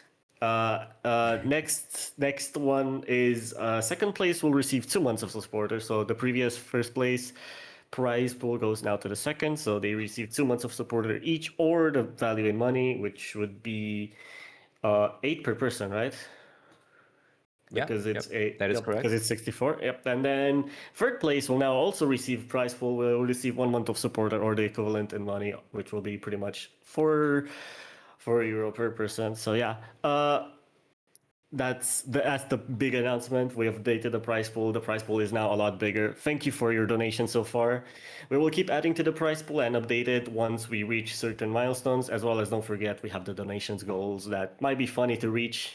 There's still a couple to reach. We already had the 50 donation goal reach with the funny little Philox and Labubu video. We still have to do the Dress to Impress battle stream, No, which no. which hopefully happens soon. It's mostly a scheduling issue right now, but yeah. That is true. That is true. With that, I think we can start slowly getting into the pool reveal stream, because I feel like it's about time. That is right. So yeah, I believe Gamili, you will not stay. So I think with that, if we want to go, you are free to. And thank you so much for joining, man. Yeah, well, Camille is deafened, so Oh, Gamili is deafened. Unfortunately, Oh, what a surprise! Unfortunately, No, what? unfortunately, Wait. unfortunately, Camille is not here. He's not available to say his goodbyes, but Oh yeah. man. It will just be us two commentating this time around pool reveal. We don't have any of the poolers here with us today, but it should be fine, right? It Surely. should be fine. So yeah, while Curie is setting up things, I believe we can mention about the Swiss stage itself because from what I've seen in the chat last night, many people were confused about how the hell is Swiss stage even gonna function. So yeah, yeah, yeah. So yeah, first of all, you will have to win 3 matches in order to advance to the bracket stage, which is gonna start from quarterfinals. But if you lose 3 matches, you are actually gonna get eliminated. So as you can tell, you can have a lot of opportunities to win and to lose as well. And this is why the nature of Swiss stage is that great to me and to Vaz as well, I believe, because you have a lot of unexpected matchups. But yeah, in short, you will have 3 pools in the entirety of Swiss stage, and the first 2 rounds of Swiss stage are gonna be played on the pool that we're about to showcase really, really soon. And yeah, you will this pool will be 6.0 star rating, so gonna be relatively easy for the lower seeds to play, and that's gonna be pretty much it, Baz. I think without further ado, we I can think we can start. delay it a bit because we We have can delay it a someone. bit. We have a special Right, person right, joining right, us. right. Mentioning Swiss stage. Obviously, last year it was at the last 2 rounds were a bit scuffed. This time around, you do have to win free or lose free to advance. There's no exceptions. You have to either win free or lose free. So if you don't reach free wins or you don't reach free losses, there won't be a case where last year where you're 2-2 and you're like stuck in limbo. This time you have to reach free wins or free losses to be able to advance to the bracket stage or be eliminated from the tournament. As well as this year featuring free Swiss stage pools for certain periods. First Swiss stage pool, which you will see right now, will be featured for the first 2 weeks.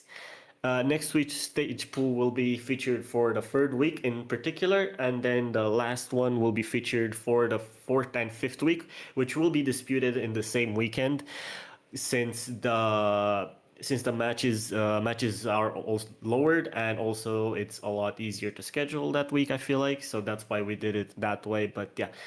As soon as the special guest joins, we can begin with the qualifier pool showcase. I feel like I'm just staging it at this point. I feel like so. Yeah. We have to make a bit of time. I mean, I can start talking about what I got delivery of, smiley face, if it comes down to it. I hope I don't have to. Oh yeah, 150 people are excited to hear that. That's on the road. Yeah, clearly, surely they care about my personal life right now. Of course. The what's most fun? I have to mention it again. I cannot believe I got like tagged by my white cat my mommy with the with the with the fucking my prediction on Finland being DNQ and them being 14th and the clown emojis. I will never. I think that is genuinely just it's over for me. I will never recover. It's over. It's over. Yeah, all right. Then what? I believe we're off to a good start. We're off to an amazing start. We're delaying the inevitable. We're just waiting for the Mr. or Mrs. They don't know who it Or is. misses. Or miss. We don't. Or, we don't know. We don't know who it is. Yeah, clueless, clueless. All right. Surely. Woo, spooky. There's also no music in the background, so it's just us talking, which it totally No, doesn't make it more this is awkward than getting it already this is is. getting embarrassing. This. I am crying right now. Please, I beg, join the stream. Please, the voice chat is waiting for you. I beg of you. Please, Speed, I need Oh, this. we summoned someone. Okay. Hello. Okay. Hello, good morning, ladies and gentlemen. And yes, one of the head pullers here, Leiden. Glad to have all of you here for the sorry, Swiss Stage 1 map pool reveal. We've had some extensive feedback on qualifiers, and I really appreciate all of the feedback that you guys gave. That was a lot of safe to say, I think so far, Oh for the no. entire pooling team, we have a general consensus that the qualifiers was probably the worst pool we've had so far. So hopefully you guys We've will had enjoy one this one a lot pool. more. Yeah, I mean, we have like We've a lot had more pools one coming pool, in. man. So it's the basketball as well. Oh, okay. We've I had like that one mindset. pool. I mean, like not so far from the ones that are made. Like, come on, that's what I Fair meant. enough, fair enough. But yeah, with that being said, we've heard your feedback, so hopefully you will enjoy this pool a lot more. And I think we can probably move on and transition into the maps now. It's time. Let's It's go. finally time. We can finally begin. So, roll the tape. Roll the tape. This No Mod 1 was chosen. Basically, the skill set notes for this is generic aim, and you can kind of see that. Obviously, not as generic as you would imagine for something like farm. This is definitely not farm. A lot of geometrical aim scattered in, as you can see by the triangles, but still relatively comfortable. A few bursts here and there. The BPM on this is going to be 198, so this is going to be comfortable for, I'd imagine, all of you, hopefully. But that being said, this is your standard No Mod 1. Very consistency heavy. The length is going to be on the longer side. Obviously, this is 3 minutes and 28 seconds long. So, not much to say about this map. Wool of Adamant, picked out by a lovely Headbones. He loves his, I think so, if I recall correctly. We've done this for like 2 to 3 weeks ago, if I recall correctly, but nonetheless, that was your No Mod 1. This No Mod 2, however, is going to be also on the longer side. One of the feedbacks that we've received earlier is that from the qualifiers No Mod 2, there were a lot of frustrations about the streams not being as long. So far, we are on the build up to the KI, but this is definitely a lot more heavy when it comes to the stream length. As you can practically see, the BPM is still on the comfortable range. It's 190, probably one of the easiest maps in the pool, but nonetheless a really fun one, and also again comes in with those No Mod 2 things that you have requested, so hopefully you will enjoy this one as well. No, yeah, man. Me as a proud former 6-digit, I'm familiar with the map. Just gonna be your comfortable normal 2 streams. The flow is not on the hard side right here, so gonna be pretty enjoyable to play for most. Yeah, this No Mod 2 now, you can already see by the replayer who pulled this as well. The Triana was a Russian song here, 127 minutes, sorry, BPM. 127 minutes would be crazy, but yeah, 127 BPM. The length is going to be on the 2 minutes and 33 seconds long. It's going to be your snap alt pick for this map. Well, relatively standard. We didn't want to go with anything crazy given the qualifiers and Mappool feedback. So this is going to be a relatively standard Nomad pre-roll, also giving some language representation. Yep, props for Nitrana for assessing the map. Definitely a great performance right here, and yeah, looking forward to more bangers in the Nomad 3 slot right here. This is the rush. We need more language representation, and last year we had it with a couple of countries. Romania mentioned in the finals pool, but yeah, it's nice to see language representation because it is an European country, and it's nice to see them represented by at least in some formal way, and this is one of them. So yeah, we love to see it. Yep. Originally, the main idea for this tournament was to try and give out more language representation towards the European countries, but slowly we kind of realized that we should probably give just better maps, better pools, not just go with language representation, even though it might have been cool. But that being said, there's no much for Mapper Vox.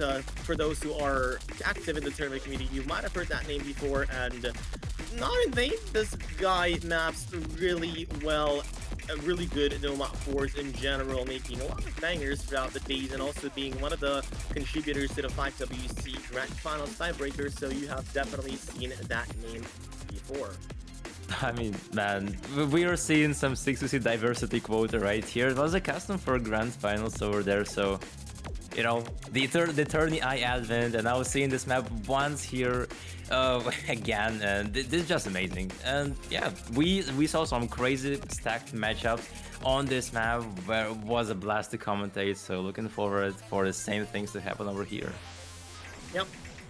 Moving forward to the Nomad 5, this map is going to be a little different though from the qualifiers one. We are going with the speed direction now, with the map pool size being a little higher now thanks to free mods. We have the ability to pull speed actually this time around, and also 245 BPM. A lot of players validly, with a good reason, to complain about the lack of basically this kind of BPM tapping. We had a few issues with speed representation despite having a lot of tapping maps throughout the qualifiers pool, and I feel like this Nomad 5 solves those issues quite well.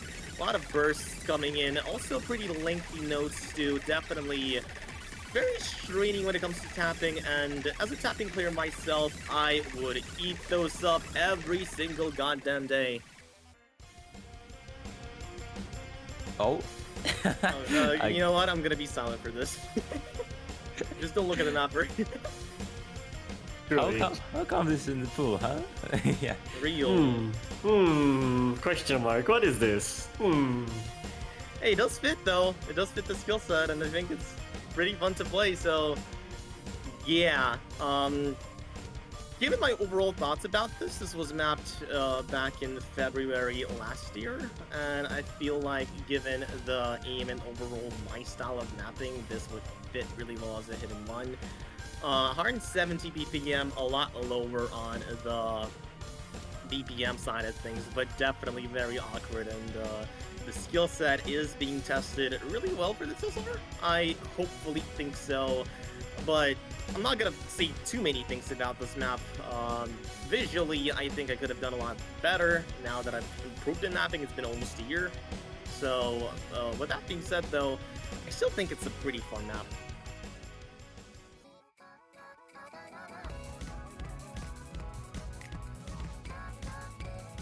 Well, this time around, Hidden 2 with Hidden 1 being quite aim heavy. This Hidden 2, I mean, it probably doesn't need a lot of introduction. First of all, it's oat milk, so you might consider the fact that it might be a little heavy on some rhythm side, and also obviously it being AR8. For those who have played 5WC last year, if I recall correctly, we did pull this earlier in double time for that tournament, but this time around, I feel like putting it on Hidden also adds a lot more colors into this map itself, adds onto that element of reading, and the map is just awesome. I think it also is really nice because the difficulty of Hidden 2 was something discussed in qualifiers, and obviously with this being a lower star pool is obviously going to be a lot easier, but I feel like what definitely tripped people up in the Hidden 2 in qualifiers was the patterning, which I've heard a lot about. Yeah, on the map burst side of things, I feel like Hidden 2 could have been definitely a little more polished when it comes to the mapping side at the very least. Not even mentioning the gameplay, but that's for another round, that's for another conversation. This time it's going to be HR1. If you have followed OWC this year, you might have recognized the song because Halgo did have a set on this, a Nomad 4 for OWC qualifiers 2025. This one is going to be a different set though, obviously a lot more easier, but does lean a bit towards that slider test. Basically, the skill set that we have for this is tech butt aim, and yeah, this is very aim, but for some it might be quite techy, but ultimately it does feel a lot more like an aim now with just a few extra steps. Oh yeah, I mean, also fun fact, this map has the same mapper as the Nomad 5 one. It is Charity, goes by Kiara, goes by multiple names like Rumi or Siyo, is a really experienced tourney host and a mapper as well in the lower SR tourney community, and seeing another very much balanced, light, techy, hard rock map over here. Definitely been great to see that, and that representation of, you know, the lower rank range scene is definitely something that I love a lot. Glad to hear that from 6WC host. I think he's been involved in pulling there a lot more than I was. I was Oh helping him man. a little. Yep, that is right. But yeah, that being said, HR1 is now out of the way. Moving on to HR2. This one is going to be your precision map, testing the elements of aim as well. Over here, the BPM going to be 216, and the song it does add a little bit towards that sequential stuff there, and by sequential I mean we have the same artist of this song being used in Swiss stage last year, and I feel like this would be a pretty good sequel for this, especially since the map is really fun to play. Oh man. No, for sure. I mean, I see a pattern here, Leiden. So, you know, we have a replay from Netran over here, and we had the replay from Netran on Nomo 3, and both songs are Russian. I think something is a bit too suspicious over here, but regardless, it has the skill set amazingly, and yeah, shout outs for the replay. Oh Yep. boy. Moving forward with more song This is a representation, throwback. lyric representation. Yes, this is a throwback, and I do know some Finnish players that will probably be happy with this. If I recall, this is a Finland's entry for Eurovision at 2024, or like earlier. I think it was 2023, maybe. No? Yeah, somewhere around that area. As More or less. you can see, I don't live in Europe, despite Kazakhstan technically being the part of it, but yeah, not in the European part of Kazakhstan at the very least. But that being said, this song is a banger. Lost to Sweden L. You have your higher BPM aim check. Some could consider it speed aim, although it's 232 BPM. But anyway, I believe that is the highest BPM XX1 aim slot in the pool. Am I right? Yep, you are definitely right on that regard. For some, it might seem a little low, but you can't really go that high with a 6-star pool, not gonna lie. But moving forward, this is your DT2 map by none other than Michaelito 069. Relatively well-known figure, but also does map. This is his first ranked map, and I feel like this tests the DT2 skill set really well, finding the non-overused DT2 at this star rating, and especially this rank range is going to be an insanely difficult job, and I'm glad that we found a map that does test the skill set whilst also not really being like a normal diff with just a bunch of streams, and also that is not overused as well. That is insane. No, like I could not believe this is not overused. Like this map is so insane, so good for the 6 SR pool. And yeah, it definitely seems like the DT1 of qualifiers, but slightly less harder, and also with a bit less finger control and more stamina. Indeed.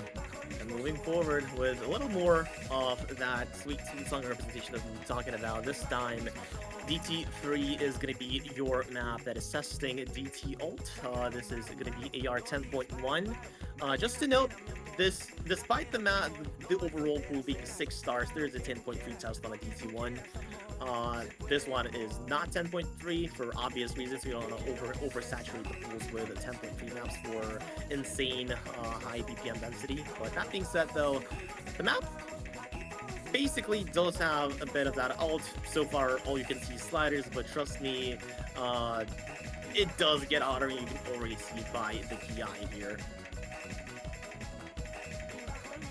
I did see someone ask if this is the same pool as minor league. It is, just as a small little note. Yep, and funnily enough, moving forward now to 3mod1. I feel like this is probably the last map we've changed. It was about 2 weeks ago after seeing two playtesters come back. Basically, this is going to be, first of all, just to remind all of you guys who have not read the forum post, or basically to those that forgot the rules, we do have easy multipliers. We also do have easy hidden multipliers as well. The multiplier for easy on this is going to be 2.4, and the multiplier for easy hidden is going to be 2.6. This is going to be your, how do I even put it as a skill set? Probably like It's a map. It is indeed a map. Definitely very different from No Mod 1 and the other ones in this pool, so it does not overlap with anything. But that being said, a really fun map, a song that I think everybody is familiar with, at least if they played the game back in 2018 with the original Konohoshi Day. And this is the map from Ice God set that was used in OWC last year. Probably a really good take, a really good modern take on this song with a lot of really fun dips. I think Local Heroes dip is a highlight of the set for me, but this map as well, this difficulty made by none other than a battle, is also a really good test of the skill set that we wanted to test. So this was your free mod 1, and moving to free mod 2, of course, it's going to be Susumu Hirasawa. Holy banger. Jump scare. Jump scare. This is a banger in disguise. I think like we can't have a free mod so that is just not as perfect as this one. This one is just perfect. This is the definition of a free mod, so Yeah, this is the only map that we showcased with the storyboard because it's just so amazing. But yeah, it is your anti-mode slash old map. And this is exactly what you would expect, those geometrical patterns, those sliders that look like they are like 20 years old. And of course, you have those little squares that you have to aim. And overall, the easy multiplayer, I believe, will be 1.5x for it because there is not a lot of overlaps, and 2.1 for easy hidden. Yep, and with that, we are moving into the final map of this pool. This is going to be the tiebreaker, replayed by Alex Pelia. Also, a huge shout outs to all the replayers for all of these maps. You did an amazing job with the feedback and also with the replays. Appreciate the playtesters a lot for this. But that being said, this tiebreaker is basically your 6-star tiebreaker. This is not going to be Ludison. Frankly, No. these days, Ludison is pulled a little too much. Probably every other tourney and every other pool. As much as I hate to admit that, because I love Ludison a lot, but the Ludison fatigue is slowly starting to set in, and I feel like this map, I think it was mapped back in 2017, is also a good fall, 2019 actually, a good callback to more of that classical TB tech, if that makes sense. I just love these types of tiebreakers, man. I just don't know what to say. I love these. Oh, such a bop right here. But yeah, you have the aimed part and you have the consistency, and of course the tag. What else do you need for a perfect tiebreaker? And of course, thank you, Alex Blea, for making that replay. Pretty cool damn play. This map is, I believe, it does increase in difficulty by the end. Gonna be some spikes, so gonna see some unfortunate breaks. And here we have the cat meeting. Congratulations, dear viewers. You are. We are witnessing the end. You are witnessing the end of the full showcase. God. Oh, It's so adorable. We brought back the car, chat. We brought the car back. It's Kamara, guys. Say hi to Kamara. Aww. We love Kamara. Yeah, this has been the seed reveal as long as first Swiss stage pool reveal. Thank you for everyone who has been watching since the beginning. We've had constantly over 100 viewers. I think that's a first for us. Thank you so much for watching this. Obviously, I'm gonna make a huge shout out to everyone involved in making of the pools. So far, they've been absolutely amazing. Even though the feedback has been a bit like mixed for at the very a bit least. more a bit mixed for qualifiers. It's definitely gonna only improve from there. So do give us more feedback if you feel like some things needs to change or not. And as always, thank you Philoxen for being here with me, Kiori for streaming, Lightning, and Gamil for joining us. Thank you. Misspelled my name. How could you? My bad, chat. My bad. Yeah. Yeah, thank you so much. And also thank you for the people who have donated so far, allowing us to increase the prize pool to the set amount. We'll make an announcement about it, like actually fully updating it and putting it everywhere, so people know that the prize pool has been updated as well.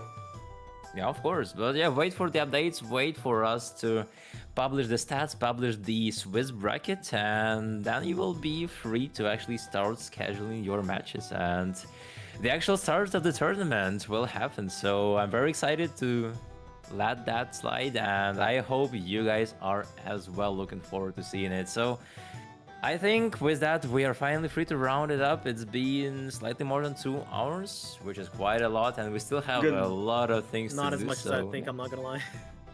Yeah, wait, honestly, Actually, quite fast considering what we did. Also, quick honorable mention. I just reminded myself.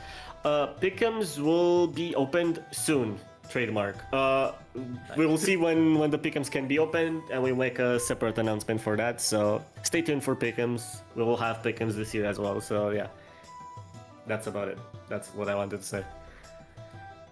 All right then. I believe we're good to round it all out. Thank you, dear viewers, for watching, for joining us today. Been around 200 people watching at the beginning, and still you are here with us. I appreciate that from the bottom of my heart. In the commentary booth for Prediction Stream, you had me. Joining me today was Baz and Gamili, and later on, lighting the head puller. Prediction. Okay. Oh, almost. Close enough, guys. It was seed reveal, and then there was the full showcase commentated by We love lighting as Scuff. well. Yep. Streamer for today was Kiori, our dear admin. So thank you all guys for watching.